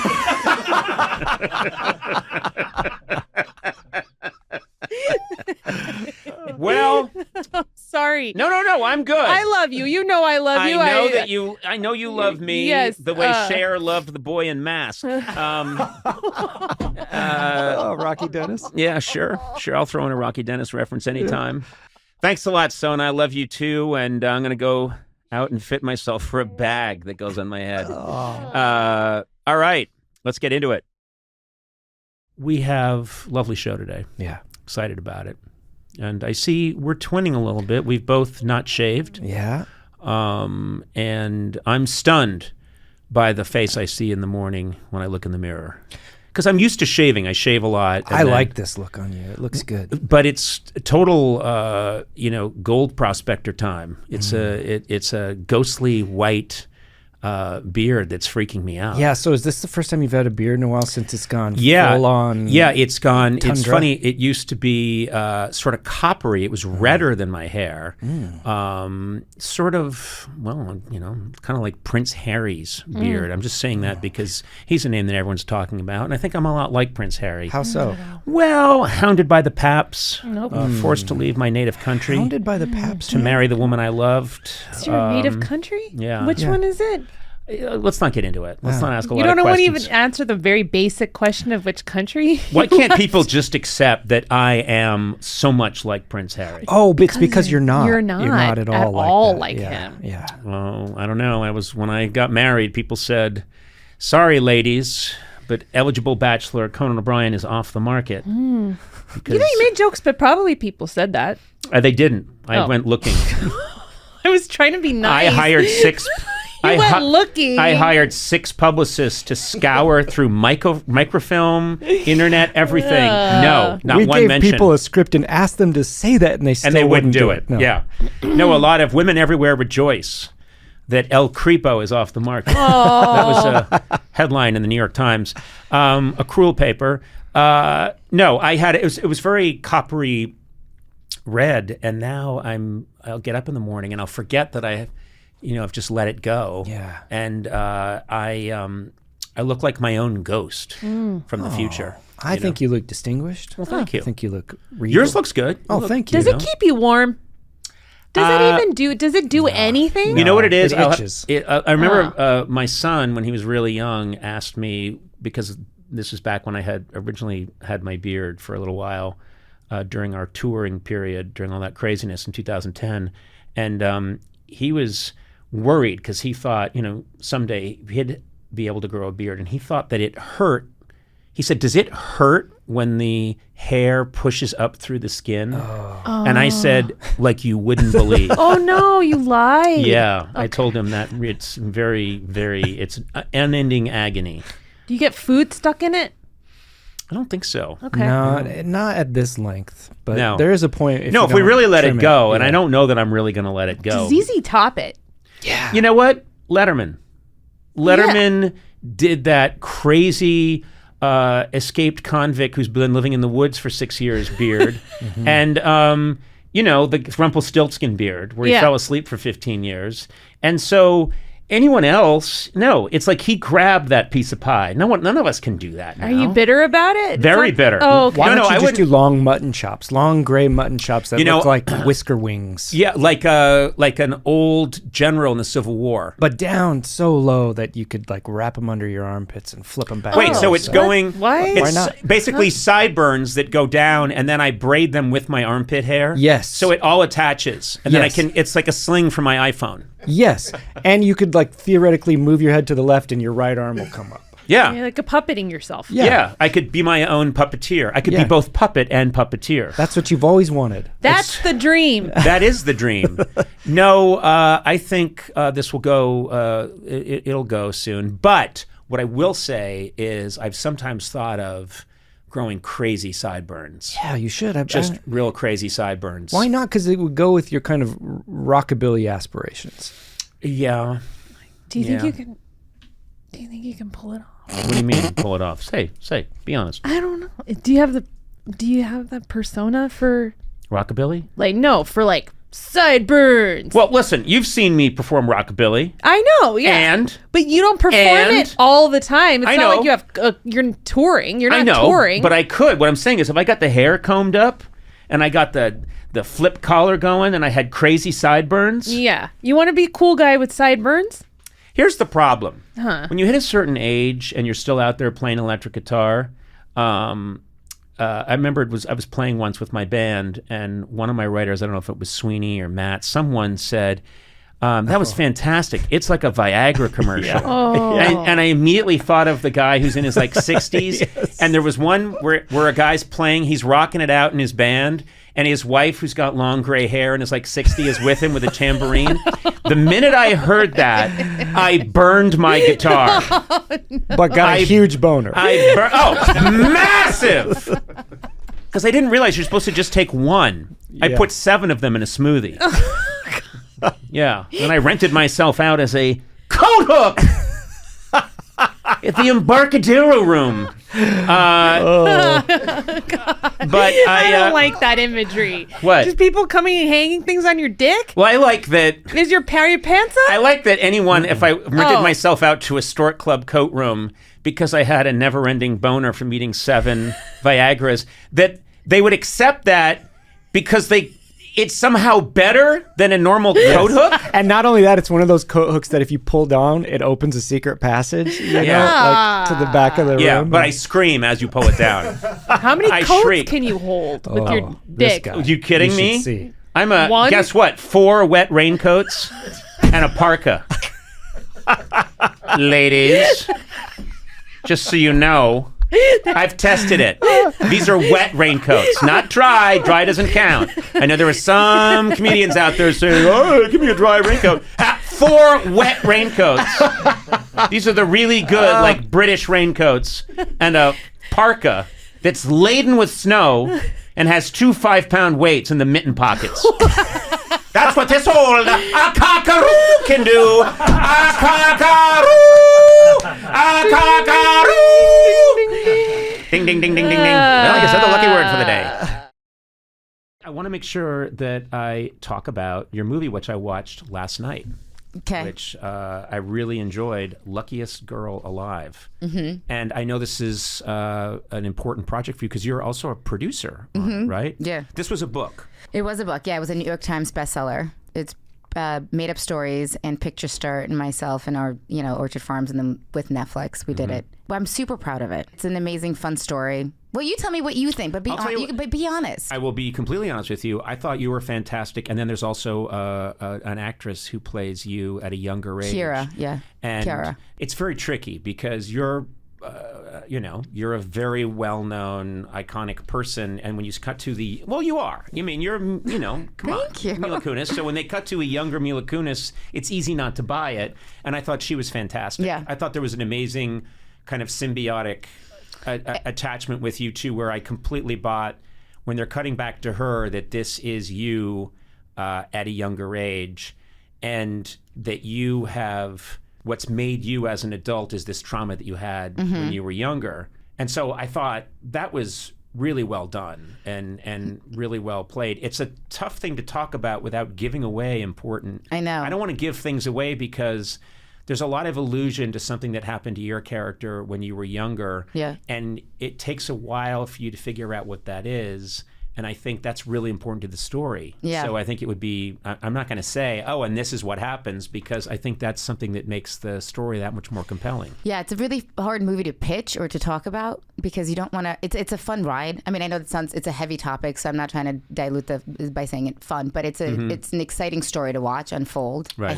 I think. And you don't want to take that away from the viewer. because there's two things that happen that are really pinnacle and really important. So when they happen, one of them's definitely a little bit more shocking than the other. I think it's something that I think everybody should experience on their own versus being told this is about to happen. Being told, yeah. The one thing that I think doesn't give anything away, which is a part of your performance that I thought was very special, is you're playing someone who is trying to repress something that happened earlier and come across as perfect. Yeah. And so you're very angry. You're sublimating all of it.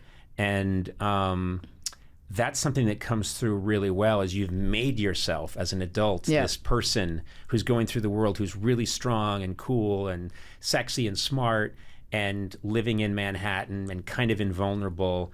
And then we see that it takes a huge effort for you to be that person because you're compensating. Yeah, the good way of explaining it. But that's I would, as an actor, that's a very hard thing to pull off. And you do that throughout the film, which I think is really It's cool. really fun. Yeah. To play somebody who's a little psycho, not like super, but like just like a little unpredictable and putting on a show is actually really fun to play. I also had the luxury of having the writer on set with me all the time who wrote the book and wrote the script, who this is slightly based off of her story.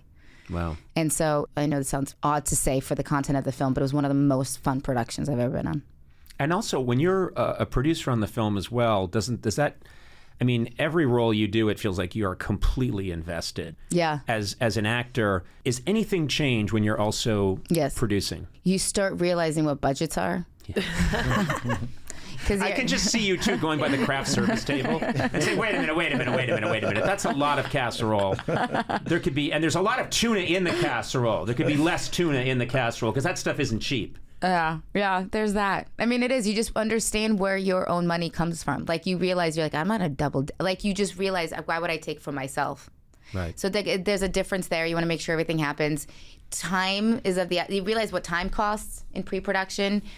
You understand what setbacks are that I, as an actor, would be like, well, that's their problem. That is not my problem. You figure out a new location. And now I'm like, what? You gotta go figure this out. So there's that. And then you also are much more invested in the outcome of the film. Right. So, there's a little bit more on it. Like if it's successful, then I'll be given the right to produce more content as a producer. But if it's, you know what I mean? There's like, this is a little bit of new territory, so you still have to build up people's trust. I had an experience this summer where I was asked to be in a film, not a huge role, and I'd never done anything like that before, and it's not my jam, and I never was interested in being an actor, but the people making the film were people I really love, and I was intrigued, and I was like, yeah, okay, I'll do this. This is a good time. I'm not doing the late night show anymore, so I got to try this. I couldn't believe how hard it is. Oh, really? It's so different because what I'm used to is get in there, make the show. It's a kind of, they're both hard in their way. I love them, but they're hard in their way, but I couldn't believe how hard everybody on a film works. They're there all day. Yeah. Everyone's constantly on their feet. I just was blown away. I really was impressed. And afterwards, whenever I had my last shot, and they said, "Okay, we're wrapping Conan," I just said, "I have to tell you people, I cannot believe how hard all of you work." Yeah. And so now I see films differently. Yeah. I watch films and I think, "Oh my God, to do this scene." Over and over again from every angle, and know that you're there, and know how many people are stepping in between takes to make sure everything's right and relighting, and it's an incredible amount of work. I think the only reason I work out, or most people work out, is to just have the energy to keep doing, like to work for 16-hour days. Honestly, otherwise you're exhausted, and your body takes a beating. From like anybody from grips to any and all those departments, they have to be on their feet all day, every day. They're constantly listening to voices in their heads. So it's like insane amount of noise happening in their brain all the time because of different channels and people talking to each other. They constantly be focusing. It is an exhausting job. Again, there's a million so many jobs out in the world are extremely hard. Yeah, I just find it it always amuses me when someone says, "Man, I'd like to get into, movies because I want to make money and not have to work." And I think, go see what these people do. Yeah, I would say go be a PA. Like if you think you want to be in the industry, just be a PA for on a film set for one movie. And if you enjoy you being a PA, because PAs are they're the first ones in, last ones out. They're there for 18 hours. Yeah. And they don't get a trailer to sit in or a nice office. It is grueling. Yeah. Anyways. This was hard for me, and I had incredibly lavish things. Put in my representation made sure that I was massaged every hour. You were pampered. Oh my God. Yeah. Every scene I'm in a bubble bath. Which wasn't called for in the script. That was just yours. They just roll it in, and I'm like, "Hello, gentlemen. So you're the murderer?" Yes, I am. And then they'd roll me out, and it hurts the movie terribly. What is this? Oh, the movie is it's the guys from Saturday Night Live. Please Don't Destroy. Yeah. And they make these amazing shorts, and they asked me if I would do a small thing in their film, and I did, and I adore them, and I love their work, and so. Did you play Conan O'Brien? No, that was the thing that you played a character. Yeah, because when a talk show host is in one of those things, it's usually as a talk show host. Yes, you go in as a talk show host, and that I got asked to do a million times, and I would do it, and sometimes I show up in a movie as. Hi everybody, Conan here, and we're talking to fake person who is part of a movie, and you're part of that reality, but it's not real. But this, I got to be someone who's very different from me, which was fun. That's exciting. Acting, Conan. No. And I'm sure I'll be cut out. It doesn't matter. I had a really good experience, and as long as they send me the footage that I'm cut out of, I'll be very happy about that. Thank you for having these coasters here. I need You've something played to do. With them the whole time. I don't know what it is. I don't know They how. match your watch. They do. It does. Yeah. You know what? Those are yours if you want them. Whoa, Really? Whoa. Yeah. Whoa, No, whoa. and then we charge him. All right. It's like a robe at a hotel. Saying those are yours, it's a very fine line. It is a robe at a hotel. It is weird that I do when I come to do your podcast that I have to leave a credit card for incidentals. Yes. That is weird. But $2K a piece. Yeah. So you know what we should start These doing are is leather. just for fun and for profit. But we have like a nice coffee machine in our offices and everything. But then when people left, if their publicist got a little thing, they just said like, "Yeah, Nick had a coffee, so that's $12." Because Nick had a Starbucks, and then there was the Little Junior Mints. Nick used the bathroom. Yeah. So that's and there's $7. water. It's a water crisis, and there's also a resort fee and a convenience charge for coming in the there's building. A service charge. Yeah. There's a mic charge. There's the mic charge, and then Conan made eye contact with you, so that's another. That's extra. You get $6,000. You've got some in credit. cash. I think we've covered it all. I mean, we've done it all like Bogan and Bacall, Is that a thing? I just said it. I like it things that sounded rhyme. real. Yeah. They did it all like Bogey and Bacall. Were they a thing like Katharine Hepburn and Spencer Tracy? There were differences, I suppose, but they're Katharine Hepburn they're all and basically the same person, right? Yeah, sure. Yeah, as I understand old movies. They were black and white in real life. Yeah, and they talk like this. See, I'm gonna kiss you. Yeah, you're gonna kiss me right now. Yeah, and then we're gonna have sex. See, yeah, sex. Yeah, that's how everyone. That was pillow talk in the 1930s. If you want to get a little taste of that, go see Paul Newman and James Dean. Wow. Yeah. Screen You think test. there was a sexual chemistry there? I'm telling you, there is vibe. Watch that clip. There is a vibe. I'll tell you this, and it comes out in the documentary that tragic, but James Dean was getting all the parts. And then Paul Newman cut a wire under his car. Paul Newman was the perennial also ran. Oh. And then the moment that James Dean died, Paul Newman starts getting the roles. Oh, wow. So that was one of those. Well, no, he wasn't Wile E. Coyote. Interesting. Switching the signs around to catch Newman's the Roadrunner. own anvils. James Dean, famously killed by an anvil that hit him seconds before he crashed. Yeah, but all proceeds still go to charity. Yeah, I love that. Newman's own rocket shoes. All proceeds go to charity. Kids playing in a camp. Yay! Yay. Thank you, Mr. Newman. Newman's own bat suit. Yeah. Just the crime scene at the James Dean's crash. Oh, there's salad dressing all over the road. Oh, come on. A guy leaning over and putting his finger in it and tasting it. Yeah. That's a vinaigrette. That's a Newman's own vinaigrette. Popcorn in the tailpipe. Okay, all right. Listen, you know what I mean? What you've done basically now is you've accused Paul Newman of murdering James Dean. And I won't have it. Not on this podcast, not on any podcast. I can't do it on any other podcast? Any of the murder ones would love it. All right. Well, what about Conan Needs an Enemy? Can we cover that? Yeah. Episode 32. We're back at the observatory where there's a statue of James Dean. Uh-huh. I just do very LA specific jokes for you guys. That's the way to end, right? On that joke. I think so. If you're ever going to get out, I think that's the one. That's always get out on something kind of okay. Can I talk about, just quickly promote the movie Get Out? Yeah. Quickly, it's a great movie. Jordan Peele made it. Yeah, about 7 years ago? 8 years ago. 9 Yeah. years. A game-changing film. Hey, quick, can I get a Genre-busting. plug out there for penicillin? Invented by Fleming in the early 40s. But Ian Fleming. Yeah. But no, really, it's fantastic. Wonder drug. Yeah. Wonder. And overused. Overused. Yes. And now, of course, we see antibiotic resistance. And that's where you want to get out. That's where you want to get out. This is where you get out. Oh, man. Yeah. Can you put huge laughs on antibiotic resistance now? No. Oh, Sorry, I can't. How about I crickets? can't. I'm Cricket like- sounds? No, I'm part of the podcast Brotherhood of Producers. I'm not allowed to. No? No. You can't fake an ending. Are you kidding? And that's where we got antibiotic resistance. So a lot of wind is coming in? Yeah, I jumped up.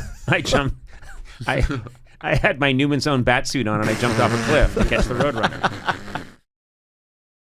It must be hard to believe sometimes when you think back to you as a kid growing up. I think you were born in Alabama, is that correct? Born in Alabama, raised in Georgia. Raised in Georgia. Mm-hmm. But you just had this vision that this is what you were supposed to be doing with your life. That's how it's always occurred to me, or how I've when I've read about you, heard about you, that you just had this idea that, like, I need to be doing this. I need to be an actor.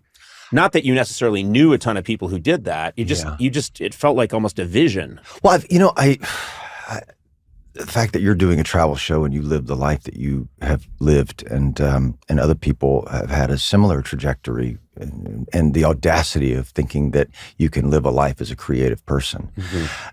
For me, I'm a poor kid from Georgia. I was raised in a very unconventional way with, when I say crazy women, what I mean by that is that's what I love. I was raised mostly by women, and they were insane. Your dad was out of the picture when you were 3? Yeah, I mean, he was out, when they were 3, right? And but he was around a little bit, but mostly it was my grandmother and my mom and her sisters, and we've talked about this before. My aunt and uncle were both actors in the theater, so I'd been exposed to that and seeing them on stage for the first time.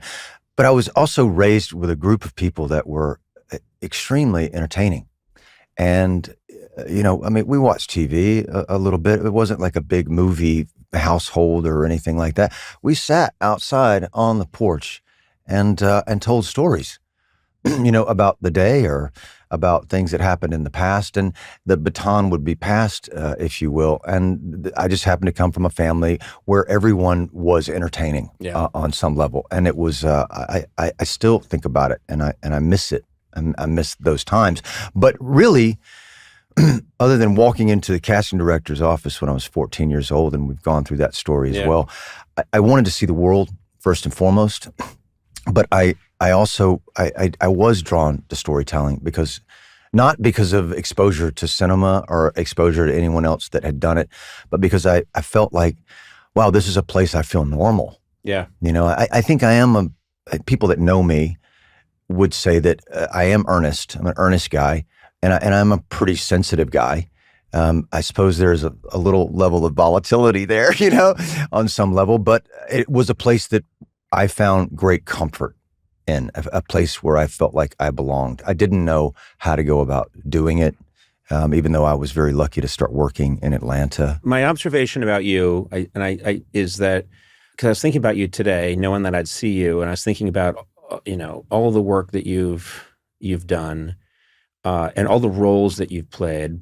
And whether you're in Vice Principals or whether you're in Righteous Gemstones, which I adore, I love Righteous Gemstones, or even on Justify when you're playing, this character who's got terrible, terrible flaws and, racist views and former like neo-Nazi Boyd Crowther, all of your characters are entertaining people. They're very silver-tongued and they're funny. And I've always thought you can't play that unless that is in some way the essence of who you are.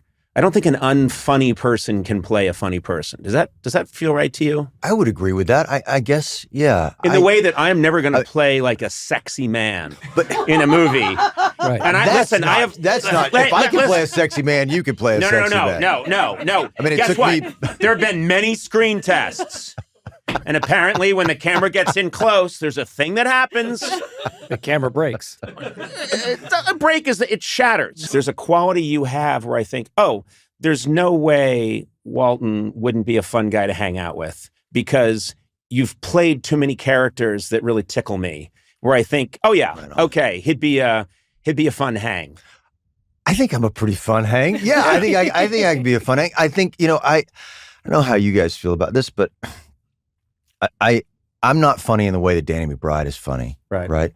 Situationally funny. My wife is very, very funny, and I hang out with some funny people. Not a lot of comedians. I don't have a ton of comedian friends, but I think I can throw some stuff out without trying to be funny, and people find it humorous.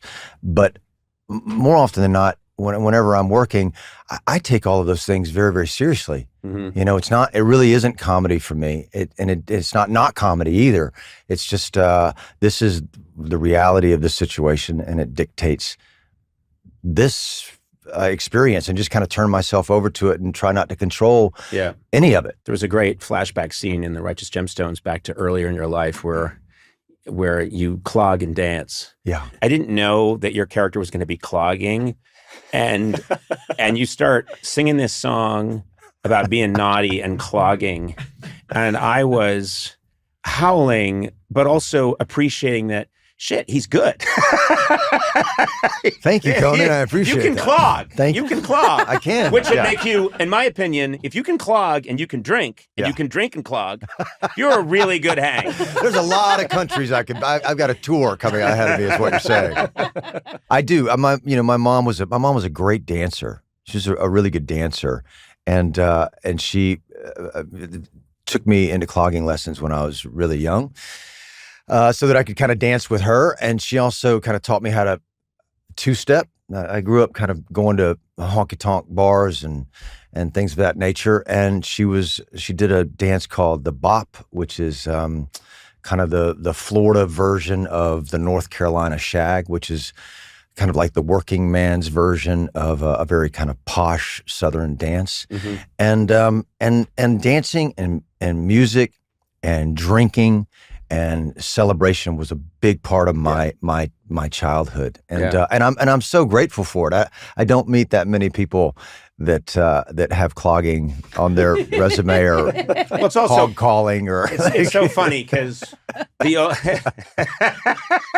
can you make a still in 10 minutes? Yes, I can, sir.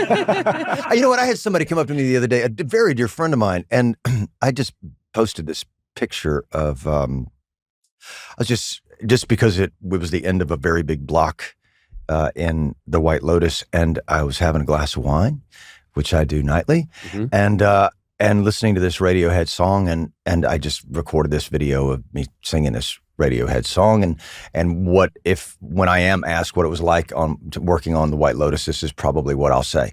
And a very good friend of mine said the next day, I saw her, and she said, "You listen to Radiohead?" Yeah. I listened to Radiohead. She said, "I thought you only listened to Waylon Jennings. I thought you only like Willie Nelson, only like Ernest Tubbs." Yeah. I said, "No, man. I listen to Ethiopian jazz, man. Yeah. I listen to everything." Once you lead with "I clog and I hog call," that everybody else thinks, well, he only eats fried pork chops and country fried steak and biscuits.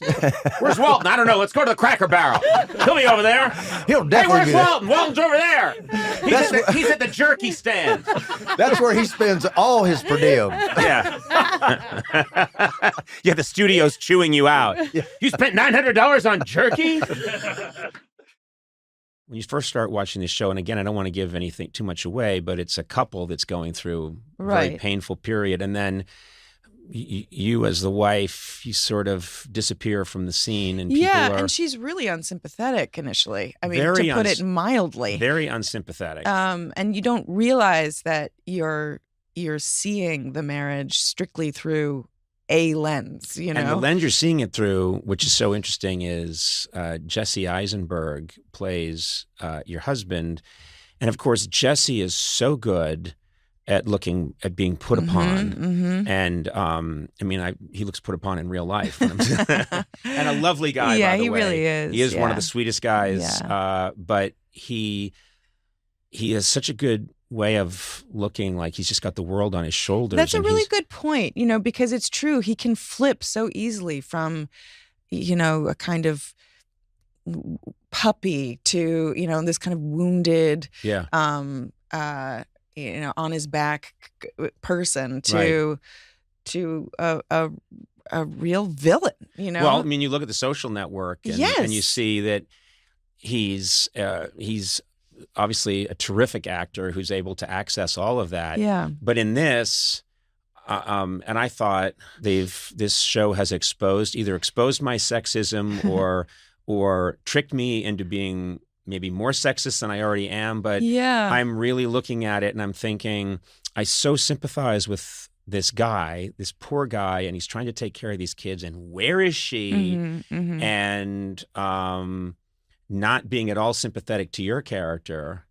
And then there's this thing, and again, I don't want to give anything away, but there's this scene that where your character, Rachel, goes to this yoga retreat, and these emotions are being drawn out of you in this scene, and there's this kind of wail breakdown that you have that came through the TV set and slapped me around in a way this is a compliment. I don't like being, I'm not into that, by the way, Claire. Okay. Not into that. I'm sick of that rumor that I like being slapped about, a whipping occasionally. But no, I felt like you had reached through the TV and it was so, and then of course I start talking to my friends who are also watching the show, and we're all talking about that scene. And I think that scene is the most striking moment I had in television in memory. It just was like, oh my God, it completely turned me around on your character in a moment. But also, I walked away from that thinking, I do not understand. I know that there are great actors in the world. I do not know how Claire Danes was able to do that. I do not know how you were able to do that scene. Well, I mean, again, it was really, it was written, and I recognized it. I find it unimaginable that you would go to set and they would put a camera on you and they would say action and that you'd be able to. I'm basically asking. Well, so in advance, I do this kind of this mental work, and then I have to totally let that go and then just be in a visceral space. So I have to be very clear that, and and it was funny when I went to college and didn't act for about 3 years, I was caught in the wrong gear. Like I forgot that it was largely an intuitive process also because I had just been writing essays for a long time.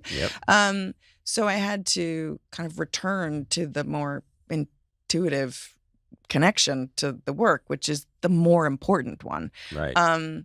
But so both are at play, and really when the camera's rolling, you have to just, be in a non-thinking space, in an emotive space. But I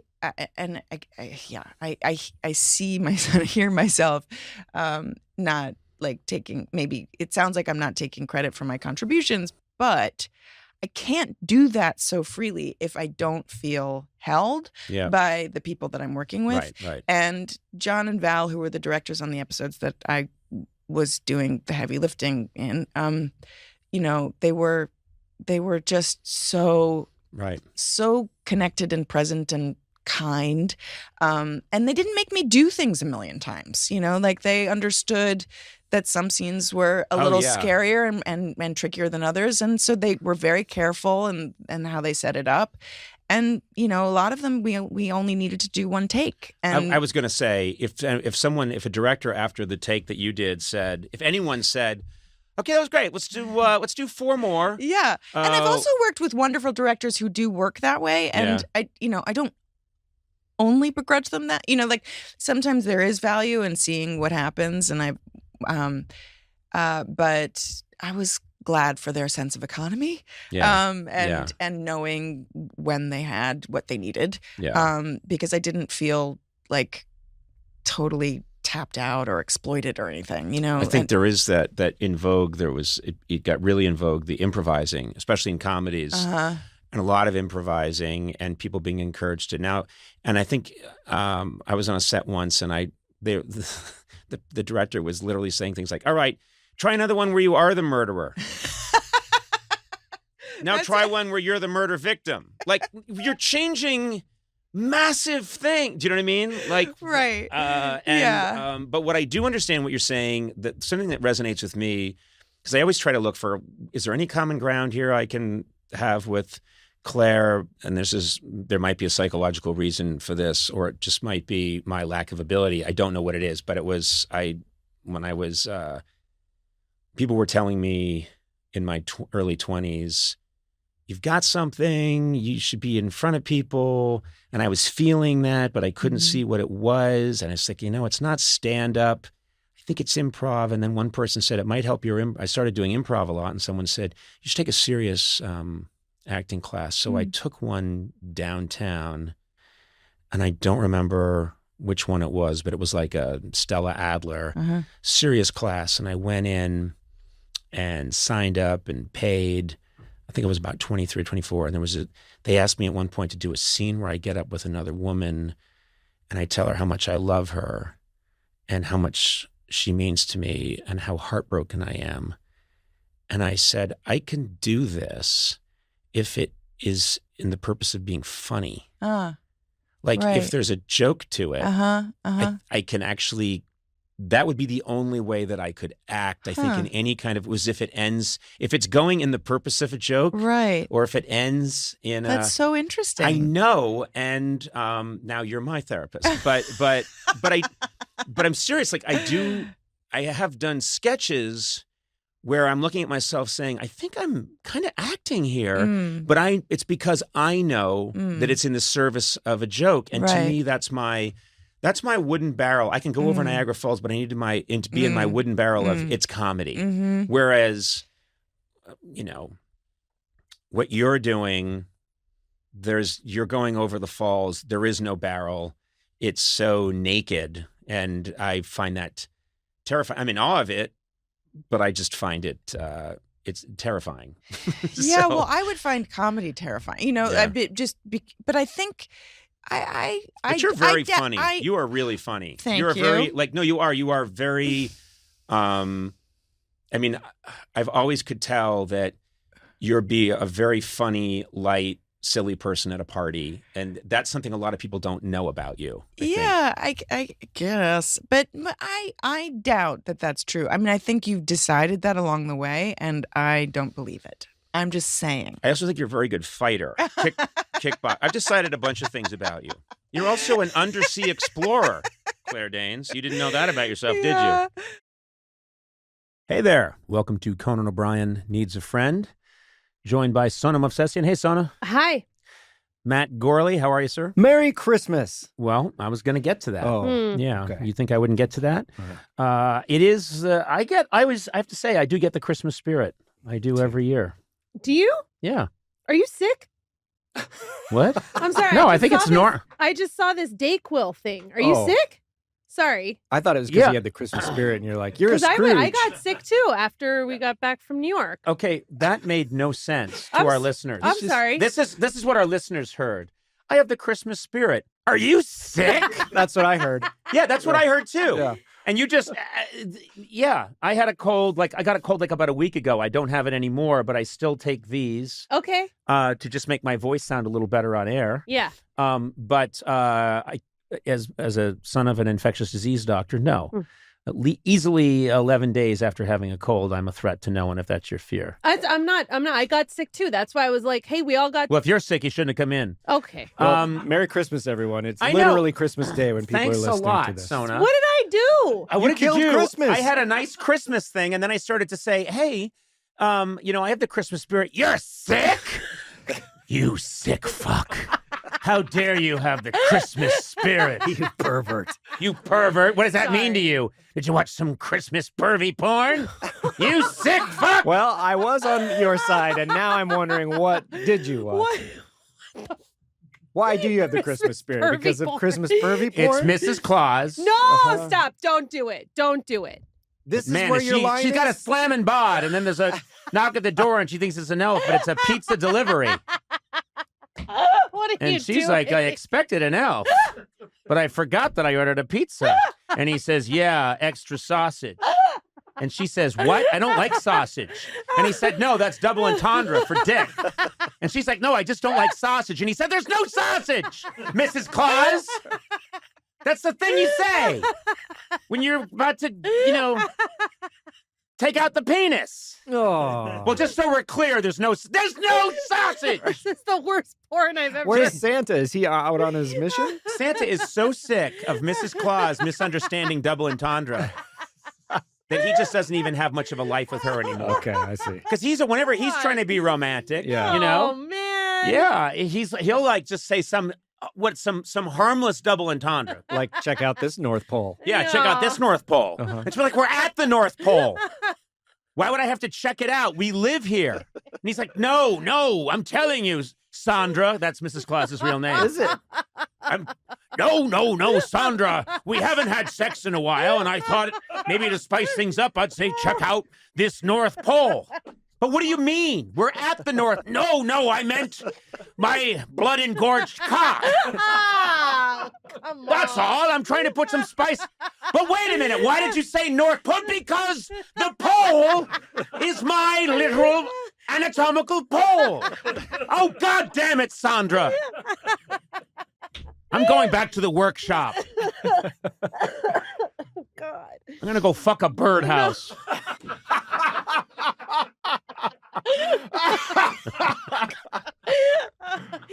Well, Merry Christmas, everybody. Merry Christmas. Merry Christmas, you old savings and loan. God bless us, everyone. Oh, my God. That gets people in the spirit right there. Now, listen, I want to understand something because I know that is Christmas celebrated at a different time of year in the Armenian calendar? Yes. Well, it's the Orthodox Christmas, Right. which is January 6th. Right. What's that mean exactly? Don't ask me. Yeah, but what I would say... I don't know. Oh, okay. Yeah. I only No. know this because, Sona started working for me and I think was pretty nice. I'd give you a nice Christmas gift and I'd Okay. get nothing back. And she would say, yeah, I'll get you an Armenian Christmas.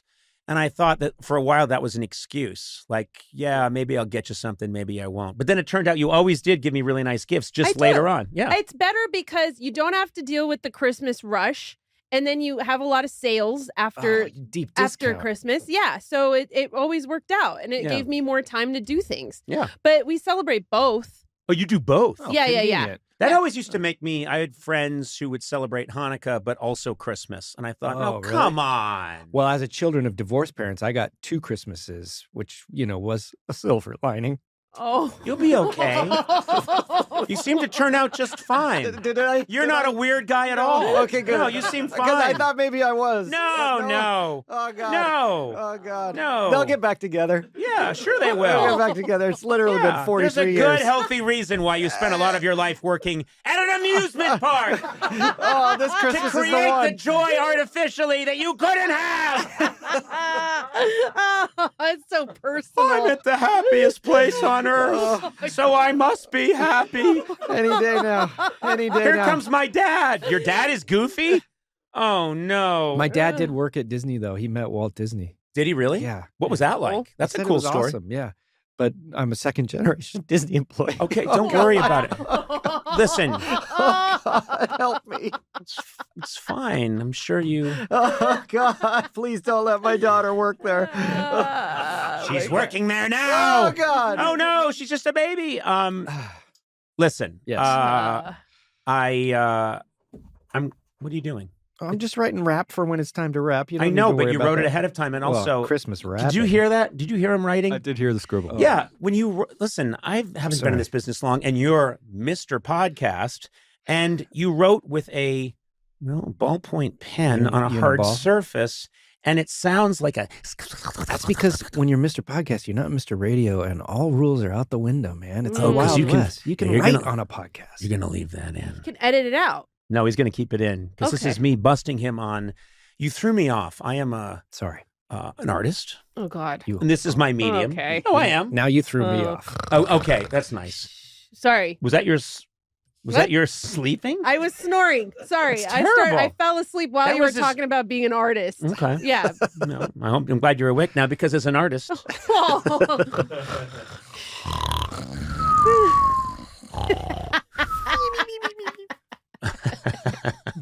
And it will always make me laugh that the Three Stooges snore in unison, Yeah. like in synchronized ways.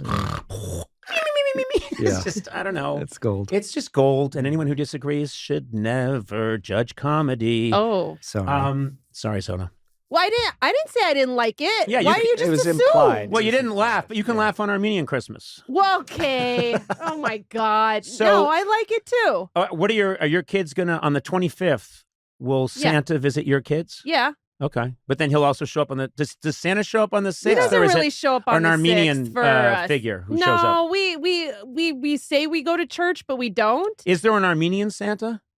No. Like a equivalent? Like a Gahan Baba? Is it January 6th, Three Kings Day? Isn't that why Don't ask me the specifics. Armenians We should have been celebrate? asking Eduardo Yeah. this whole Eduardo time. knows better Yeah. than I do. Eduardo is married to an Armenian woman. Yeah, and apparently one who cares about the Uh-huh. religion and the heritage. He does it. Okay. Okay, but tell us what you No, know. well, January 6th is Dia de los Reyes. Well, in Spanish, Dia de los Reyes, the Three Kings. That's when they bring gifts. Yes. The wise was that when Jesus really got his gold, frankincense, and myrrh or something? Correct. Okay. Many people say, and many conservatives say, that what happened on the Capitol on January 6th was just people celebrating. Okay. see. No, Armenian- no. no. Don't connect it. No, Okay. listen, that is a theory. Don't connect that, it. That people were so whipped up No. about Armenian Christmas that they wanted to gather Don't together do and it. celebrate.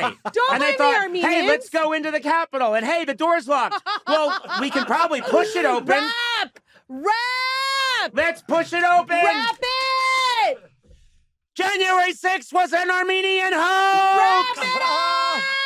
I hear those sleigh bells ringing and jing jing jing. Let's go back to Disneyland. No, we're good. okay. Hey, man, that was an insane opening. So stupid. Stupid, but also in its own way, really stupid. You are an artist. I am an artist. I'm going through a little bit of a unusual moment right now, which is my wife is out of town and my kids are away. They're in school. And so I am living alone in the house with my two dogs and my daughter's cat. Or our two dogs and my daughter's cat. And it's just becoming clear to me that I don't know very basic things like how to feed myself. And I don't cook. And, you know, I'm just And you can't realizing, use like a delivery app, can you? Probably. well, right? you know what? In the past, I used to like call my son and say, "Can you get me a hamburger?" And he would do it. I am using a delivery app, but I won't mention which one it is unless they give us some money. Yeah. But anyway, I know which one because I get the email confirmation. you get the email confirmation. I do. You know what he's eating? So I try not to check. I want to give you some privacy, but then I do anyway. Yeah. And I what do you mean? Like, That's so weird that you know what I'm eating. I know. But have it you is. noticed that lately? So I'm at home alone. Robbers, I'm at home alone. Was Liza protecting you? She was. Liza's a badass ninja. But I'm realizing, like, Liza is so, I mean, amazing in a lot of ways. But when I don't even notice it. But I come in the door and she's cooking. There's food. Or if we are ordering, she's ordered it. It's all, you know what I mean? It's just, and I've reverted back to when I was a comedy writer in the 1980s, and I was just on my own, and I would be coming. I just ate fast food. This is before delivery. Sometimes I wouldn't eat for a long time because I'm stupid. I'm a 19-year-old boy in a lot of ways, and oh no, yeah, I am, and so my wife is away for the time being, and I'm stunned that and I'm not joking. Last night, just hanging around the house, I can feed the dogs because they have dogs. Good. Okay, that's good. so I fed the dogs, nice. But not took the care of the cat. Oh. No, the cat can fend for itself. The cat has its own app. No, I took care of the cat. The cat, everything's fine with them. I can take care of them. And then I opened the refrigerator, and because of the fires, we're starting fresh with all our food. Like, we weren't in our house for a long time, and a lot of the food had to be thrown out. So there's very little in the refrigerator. And I opened the refrigerator, and there's like 2 of like chocolate milk energy drinks. And I just had one of those and then tried to pretend that was dinner. Oh, and that was at like 4:00 in the afternoon. Oh no. And I was like, well, that should do it. And then a couple hours later, I'm like, I don't think that does it. And then I took some almond butter and I put it on a piece of bread. And I thought, I think jelly goes with this, doesn't it? This is stuff 5-year-olds know. And then I had that, but it wasn't even a sandwich. I just rolled one piece of bread into a taco and ate that standing up. I mean, it's just, I'm over 60 years old. I've had some accomplishments in my life. And then I went back, and then I'm going through the app. Like, I do know, I'm looking at the app, and there's just so many choices. I don't know what to do. And then I start to think, well, there's one more of those energy drinks. The one I had at 4. And I had that again. So I had 2 energy drinks. Can you cook anything? No.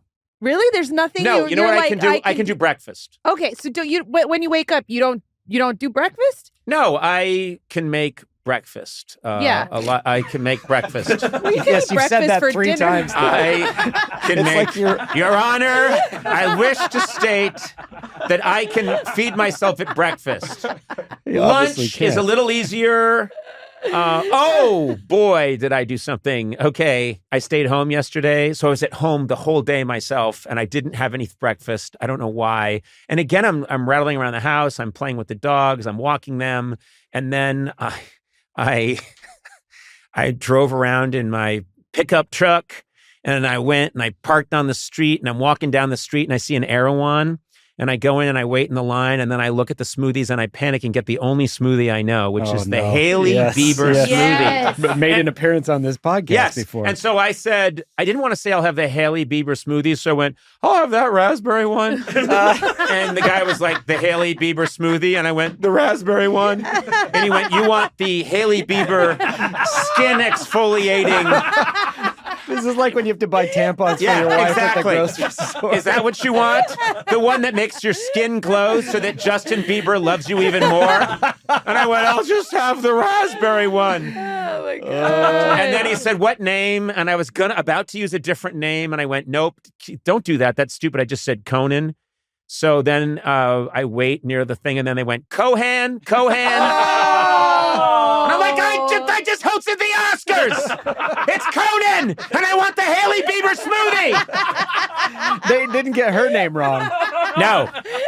And it said Cohan, Cohan on it. And then I went and I sat alone at this little table, and it's the most embarrassing looking smoothie you've ever seen because it's got little swirls of red, and then there's like a creamy swirl. And I sat there and I'm like, slurp, slurp, slurp.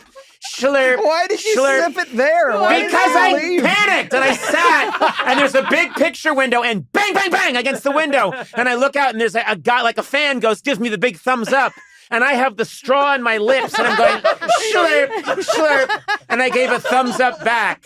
Slurp, slurp. And then another fan, bang, bang, bang, bang.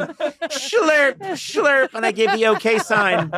They're all running home. I saw Conan eating the Hailey Bieber skin exfoliating, nature giving ovulation Liza has to come home soon. I know. I mean, I swear to You're God, not gonna last. I'm not gonna last. No. Please, can someone just find out where I live and come into the house and cook for me? Yeah. And We're if you just need going to bring you Hailey Bieber smoothies. Yeah, I know. I'm going to go get like a blood test and they're going to say your body is just made. They're going to look up and go from the microscope and go, have you been just living off of Hailey Bieber smoothies? Because I'm her doctor and you have the exact same DNA makeup. Yeah. Your skin looks amazing. Sir, you have breasts now. You're leaving. I leave with a training bra. My lips are all plump. Suddenly people are saying, you should model. I'm curious because you mentioned the beauty brand, which I know is a huge success. Pattern Beauty. Pattern Beauty. We're a hair care brand right now. Yeah. Is there anything for you? For me? Because, and also, I'm curious. No, hold on. I'm going somewhere. I'm not with stopping this. you. I'm just really I curious. know about your brand, it just makes it even funnier. I just wondering. I have iconic hair. You do have iconic hair. And maybe there are products for you. You can and- use our Stronghold gel. Yes, and maybe you would want to put my face on the box. This is a. You okay, Sona? You all right? You're drinking a lot of water over there. No. You should keep talking. Well, I'm just saying it's something that I would offer up. And now you're having water. Why is everyone a piece of that Conan bar? Why is everyone having so much water? Eduardo doesn't seem to have any water. That's good. I'm just offering that up. We are a brand that exceeds the needs of the curly, coily, and tight textured community or anyone that needs hydration in their hair. But our content is centered around the celebration of Black beauty. And I don't think you check that box. I think you are. I don't feel seen at this moment. I don't see you right now. Because you are invisible. I'm saying we've got to break this barrier. I've got to be part of, don't you think? No. Change. No, there's so many things you can be part of. That's how you can use the products. Yeah. Why aren't you pursuing Irish Spring or something? You know? I went to them. They're not interested either. Really? The Irish won't claim me. The Irish won't claim me. Yeah, it's just no one wants Does that me. still exist? That smelled so fresh. No, it did. It really really did. was It a was at the top line Whistling soap. one, too. It's still around. By the way, Gotta this be. is a question I love asking people: bar or liquid soap? I like bar. Well, I use both. It You use depends both. on what's there, but I like a bar. Okay. Liquid. I I'm all think liquid. I'm bar, but my wife buys liquid, so Yep, I me just too. Yeah. Okay. What Interesting. are you? Liquid. Okay. Yeah. When I discovered liquid, I was like, oh my God, what is this bar for? That's true. Yeah. I was like, oh, this is yeah. I Yeah, have another question. I'm really yeah, dying go to ahead. know. I want to know what time everyone wakes up in the morning. Oh. Well, this morning, my dog Loki woke me nice up. name. Woke me up at 6 a.m. I don't know why, but woke me. Insisted. Loki didn't need to go to the bathroom? Well, he went outside, but then he like loitered and smoked a cigarette. Like he. His name is Loki. Yeah, really. He just. I mean, you're kind of asking for He it. didn't look. It's like my kids came up with that name because they said it's the god of mischief. Yes, and, it is. That's yeah. And so, and sure enough, he like grew into his name, or they saw that in him. But yeah, he woke me up at 6 a.m. Usually, if I can get to 7, that's like perfect for me. And were you always an early riser, or is it just since you've become a grown up? No, I think left to my own devices as a young man, I would really sleep in, but Yeah. I think that's a young man's game. And then I think I don't really do that anymore. So I'm, what about you? What time do you get Well, up? I have a 2-year-old, so even if she doesn't, I'm up at 5 or 5:30. You're 5 or I'm 5:30. set. Yeah, I'm baked in. Yeah. It's yeah. Same thing? Yeah. I have a toddler. I have Okay. 2 toddlers. And Why it's did you the say same thing. one? I don't know. That is so weird. I'm Why do just you repeating hate what Mikey? he said. Who knows? Why do you have to think it's Mikey? Because we know it's Mikey. No, I love them. I have twins, and they're 2.5, and so anywhere between 5. So you don't sleep anymore? I don't. No, I really that's so don't. fun. Maybe when they're 15. No, God, is it that long? Might be. 3 months goes by like this, so don't worry about it. No, I know. I'm not an early riser, but I am. What about now. you? I'm somewhere between 6:30 and 8. 6:30 and 7:30, I would say. Must be nice. Okay. But I always used to be an early riser. Like I was a person who did my homework in the morning. I would wake up at like 5:30 when in school. I don't know why. I think I was so tired when I got home. I would just kind of conk out. But I think it's such an interesting question. I'm so intrigued with what time people wake up in the morning. Mm-hmm. It's like morning routine is fascinating to me. People first- with children are all kind of matched in a same The area. first big Hollywood party I ever went to, and it was like, I don't know, it was a ridiculous Hollywood party, and everybody was there, and I'm just wondering. Give us a couple names. Well, I'm going to, yeah. Okay, I'm but excited. I mean, Tom Cruise is there. Not familiar. Like Barbara Streisand, like all these big names are there, and I'm wandering through the hallway, and all of a sudden, I swear to God, Warren Beatty steps out. He like slid into view and went, "Conan, how much sleep do you need a night?" What? Out of nowhere. I had never met him before. That is and fascinating. He just slid in as if he was on a rail, and cue Warren, and they slid him in. And he went, "Conan, looking impeccable. How much sleep do you need tonight?" And I said, "I need at least 8." And he was like, "I need 9 to 10." And then he like slid out again. So it was like a carnival ride. It was like Mr. Toad's Wild Ride, where I'm going through in a little cart. And then the Warren Beatty comes in, asks me the question. I reply, and he said, "I need 9 to 10," and then slides out again. And my little cart kept moving. That is really a great story. That's what I happened. Need That's 9 a true to story. 10 is I need 9 to amazing. 10, and he Who- slid out. Also, who has how do you what? What do you how do you There's get a 9 reason to 10? he looks that good. I mean, it's genetics, but also I think he was just sleeping when you didn't see him on camera. He was would just sleeping. Action, cut, I'm going to bed. Yeah. 9 to 10 is just neat. I can't imagine. I don't think my body could, it would just be like, no, Yeah. I must wake up. No, I could. You could sleep 9 I to could 10? sleep. Yeah, But I like could sleep. on a regular basis, or just like to catch If up. I of have sorts? help, like if I take an edible, absolutely, I She can takes- easily sleep. She has an alarm that wakes her up every hour, and she takes 3 edibles. Oh, okay. That's a true story. Every hour. She said, Yep, oh, terrible, okay. terrible addict. Anyway, I want to make sure I get the word out too on cold copy. That's where you went. Yeah. Come on. Terrible addiction. Anyway, We're worried about her. Yeah. Oh my God, this Yeah. is terrible. Yeah, mother to twins. Now you're gonna plug. Terrible You're addiction. gonna do a plug. Well, I want to make sure we get the word out on cold copy. Okay. I'm obsessed with Nicolas Cage. I'm just going to tell you, Yes. and I'm going somewhere with this because I know you've worked with Nick Cage, Yes. and I covet any Nick Cage story. And if there's anything you can give me, I'll die a happy man. Oh, man. and very soon. Yeah. What can I give you of Nick Cage? You worked with him in Family The Man. Family Man, Yes. which is like I think it was made in 2000. I think. Yeah. Yeah.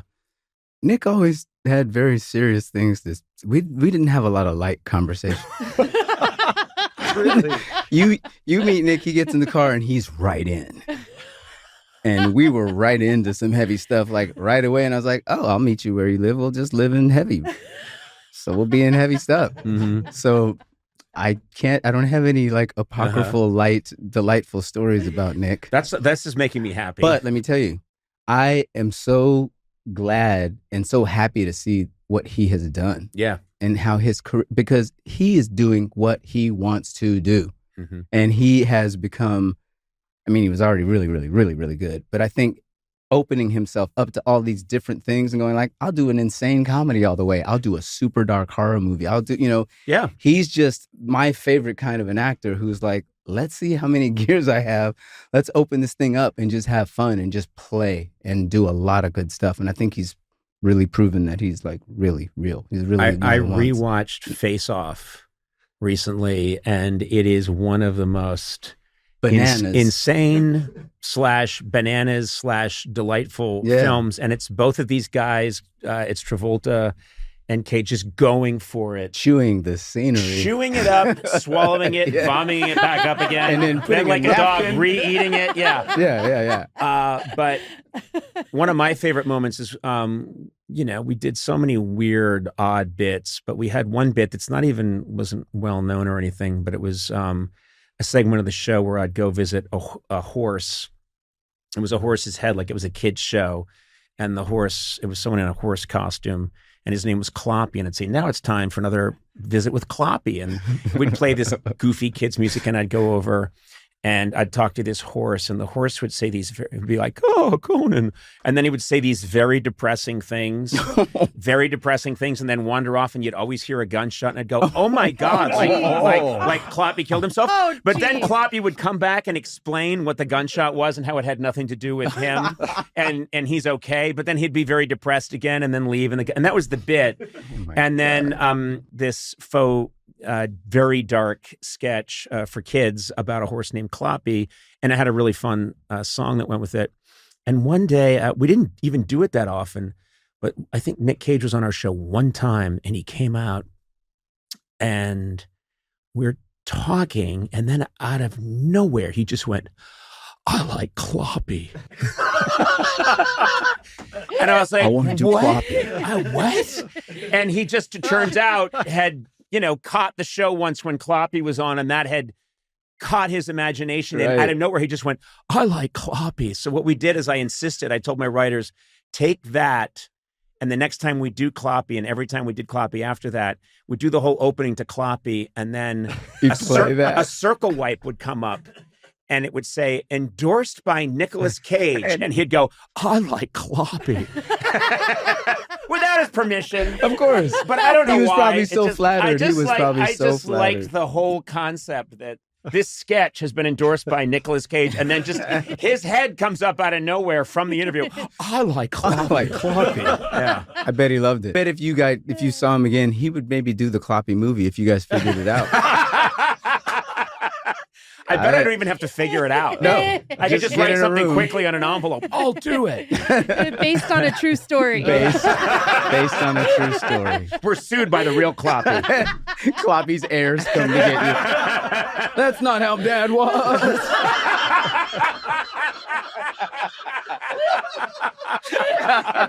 You misrepresented Dad.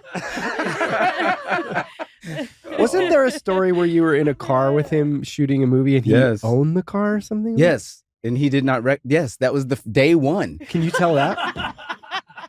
It's like, hey, it's Nick. Nice to meet you. I'm like, nice to meet you. He's like, yeah, it's a great car. It's a Ferrari. He told me the exact make and the year, and he's like, I love this car. I had a car like this.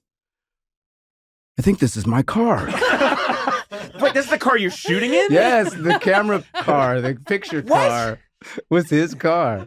He had owned it before? He had owned it. He had so many cars that he was like, oh my God. This looks like one of the cars that I own. Like he reaches under the seat and finds like, this is my car. Yeah. Wait a minute. Turn your head. I have to reach over here. They told me they destroyed this car. Oh, God. He's owned that many that, the chances that any car he gets in, probably 50-50. He's owned it. Yeah, he's owned it. He did it. Look, Nick Cage was a movie star back. I mean, he still is, but he was like sweet spot of movie star. He was island getting movie star. I think he was I remember him, I think, buying a dinosaur or something. He was one of those guys who was buying. Yeah, that's right. Just crazy like things. Dinosaur egg and yeah. Yeah, I got, it's funny. I've never come close. Even if I had the money, I'd be like way too cautious to buy a dinosaur. What's the smallest dinosaur you guys have? It's for my wife. Yeah, I'm not into dinosaurs. Yeah. She likes it. It's a little baby velociraptor. It's 2 inches high. And they're quite plentiful. Yeah, I don't want to stand out at parties. Yeah, $75 for this petrified baby velociraptor. Do these things appreciate or like a car? As soon as you put it in your pocket, it starts to lose value. I'm not going to buy one dinosaur for a lot of money. I'm going to buy a lot of small dinosaurs for little money. You're going to amortize your risk across and then the hang on to dinosaurs. them. Yeah, just hang on to them. Yeah. I'm not stupid, like people say. Conan went long on dinosaurs. Did it work out? No, it didn't work out. No. He's ruined. He has an ice cream truck now. Here he comes. Ding, Here he comes. In a shitty dinosaur museum. And He's doubled up. You can go in the back and look at The Dino Museum. the Dino Museum in the back. Oh no. Oh man. That's a wow. character in the Cloppy movie, by the way. He's got to be in Look, the Cloppy question is, movie. will you do the Cloppy movie if I can get Nick Cage? I think we've seen that I'll do anything. I just love that when it gets out that you've agreed ahead of time to the Cloppy music, your agent just screaming at you. Right now, they're like, I had you all lined up for Ocean 75. It's Conan, guys. It's Cloppy and Conan. What, am I gonna say no? Yeah, look at Conan's track record in film. I mean, it's unbelievable. What track record? I don't know. I got him confused with someone else. He's big. He intimidated me. I'm scared. I have to tell you something. Every time I talk to you, it's an absolute just delight. Seriously, thank you. you We have are. fun. You're crazy talented and just I don't know, just and man, Yeah. improv. We need an from an improv Let's do team with Don Cheadle. This would be such a good use of your time. All this being in film, I'm thinking a small improv troupe in the Valley. Yeah, run it by your agents. Yeah, I will. I'm sure. Oh, is that them at the door? They're unscrewing the hinges. They're breaking it down. Get out of there. No, you are so smart and so funny and also such a nice person. I remember running into you and I remember you and your wife at a restaurant And on the airplane. That's right. But I remember running into you with my son who knew you from and he never does this, but he was I just got respect when we got in the car afterwards that I knew you. Oh, that's hilarious. And then it ended. It was short-lived. Yeah. As soon as you handed that ticket to the guy, it was like, man. And then I'm going to be calling him today. I saw Don Cheadle again. Doesn't quite work. Dad, stop. Doesn't carry- You're making it creepy. Dad, it's sad. I know where he lives. Dad. We're in an improv team together. Yeah. We're going to In do the valley. improv in the valley. He'll be here soon. Dad, we've been here for 4 hours.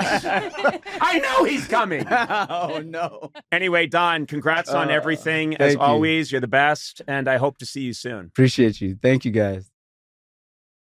I feel like I'm a natural for your podcast, Podcrushed. I think I should. If you actually, I do think I want am. to come on, I mean, we would love to have you. Because, if you're looking for people with an awkward past who need to come clean, I'm your man. A deep well, I bet. Well, do you want to come on less now? Is that? No. He called me a deep well. Past, present, and future for What are you. you talking about? I turned into such a cool guy. Now I am Chuck Bass. You're about the age. Yeah. You're getting to the age of the Chuck Bass disposition. Chuck Bass honestly had the disposition of like a Yakuza member. Just points and men die. Oh, it's so true. And also the amount of brown liquor. Yeah, that's the other thing I love is it'll be like 2:00 in the afternoon and he's throwing back drinking it like water. Yeah, drinking it like water, and I'm like, oh no, that fucks you up. Yeah. And you're 17, Yeah. and you have algebra in an hour. You're through at Bass Industries. Yeah, he really is Montgomery Burns from The Simpsons. He's Mr. Burns, and he's a kid. And you're like, how did this happen? But, this made me really happy. I was so glad that you could come in and do this. And you know what blew me away is that we never met. Yeah, no, never. I mean, and I thought that was, I was on my way in here and I was like, wait a minute, I've never met Penn Badgley, and told my family that I was going to be interviewing you today and got major points. That's great to hear. No, seriously, that it is a ritual for us. And my daughter's off at college now, but when we all get together, one of their things is we watch some Gossip Girls. Oh, really? Oh, yeah, wow. still. That's really cool to hear. Yeah. Honestly, sometimes, that's nice. my wife sees me watching one alone, I get in trouble because suddenly I'm a pervert. It's because your eyes are open. I have no shirt on, and I'm just you can't spader dating an episode of I'm Gossip standing. Girl. I have my pants on. I'm standing. And I'm standing. And it was Spader standing? And it's like, no, he's lying down, but I'm standing because I've taken the Spader method, and I do it standing up. Yeah, and I'm rubbing my chest, and I'm watching a Gossip Girl from like 2006. And you have no expression on your face, right? No, it's just dead. Oh, just a completely dead face. He just did a really dead face. Oh, this is on video. They'll see it. No, don't look right. Your camera's right there. Don't look right at it. And I'm watching, an episode, and it's like, Rufus just made waffles, and I'm like, whoa. The thing is, It's not the waffles. It's the waffles that It's not the beautiful women. It's look at all that breakfast. Those cards. No one's having any. Why are you wearing a vest again? You really do. Oh, I watch. I gotta go. I can't eat any of this. Eat it! It's the fucking greatest breakfast. You are the only person who's talked about the breakfast on that show. I think everybody is that I will tell really? you, it was like an inside joke with us. Well, with you guys, but people watching probably weren't paying attention to the I bet you on fan sites. No. Rufus waffles are Rufus's waffles are, as far as I'm aware, they're a thing. Yeah. Well, I mean, I think I think if you went, you said fan sites. No. I think if you went on, I'm saying if you went on a fan site, if one was to go into that world, I'm sure they talk about it. Did you go on a? No, I did not. It's I did okay not. if you did. Well, I didn't go on as myself. I was Melissa, age 50. No, for Christ's sake. No, I'm saying that anyone who watches the show, if you're talking to a sentient person, at some point you notice that think of the greatest brunch you've ever seen. Like you're at a rich person's wedding, and they put out a brunch that costs $200,000. That is the breakfast that they have. I've watched the A show. single dad. I just was paying attention to what everybody was wearing, how attractive everybody was. All I see is the amazing breakfast, the waffles. All of them. All of it. And you guys always take a little nibble. Yeah. And then I'm out of here. And you take off. And then you go and get a coffee someplace. I'm sorry. I took this in a weird direction. We were here to help young people understand that there are problems and there are issues and that it's okay to feel awkward. And I took it to my own place, which is I want to go back in time and finish those breakfasts. I want to live inside of a waffle nook. They were really good. And I have to say I always wanted to eat more. Yeah, I'm sure you did. I did. I'm imagining Frank McCoy never just being caught. like, Oh, but there's someone. You wish you'd had an extra for you off. Look at these fucking waffles. Oh, you're sorry. Oh, Penbatchy didn't get enough free waffles, did he?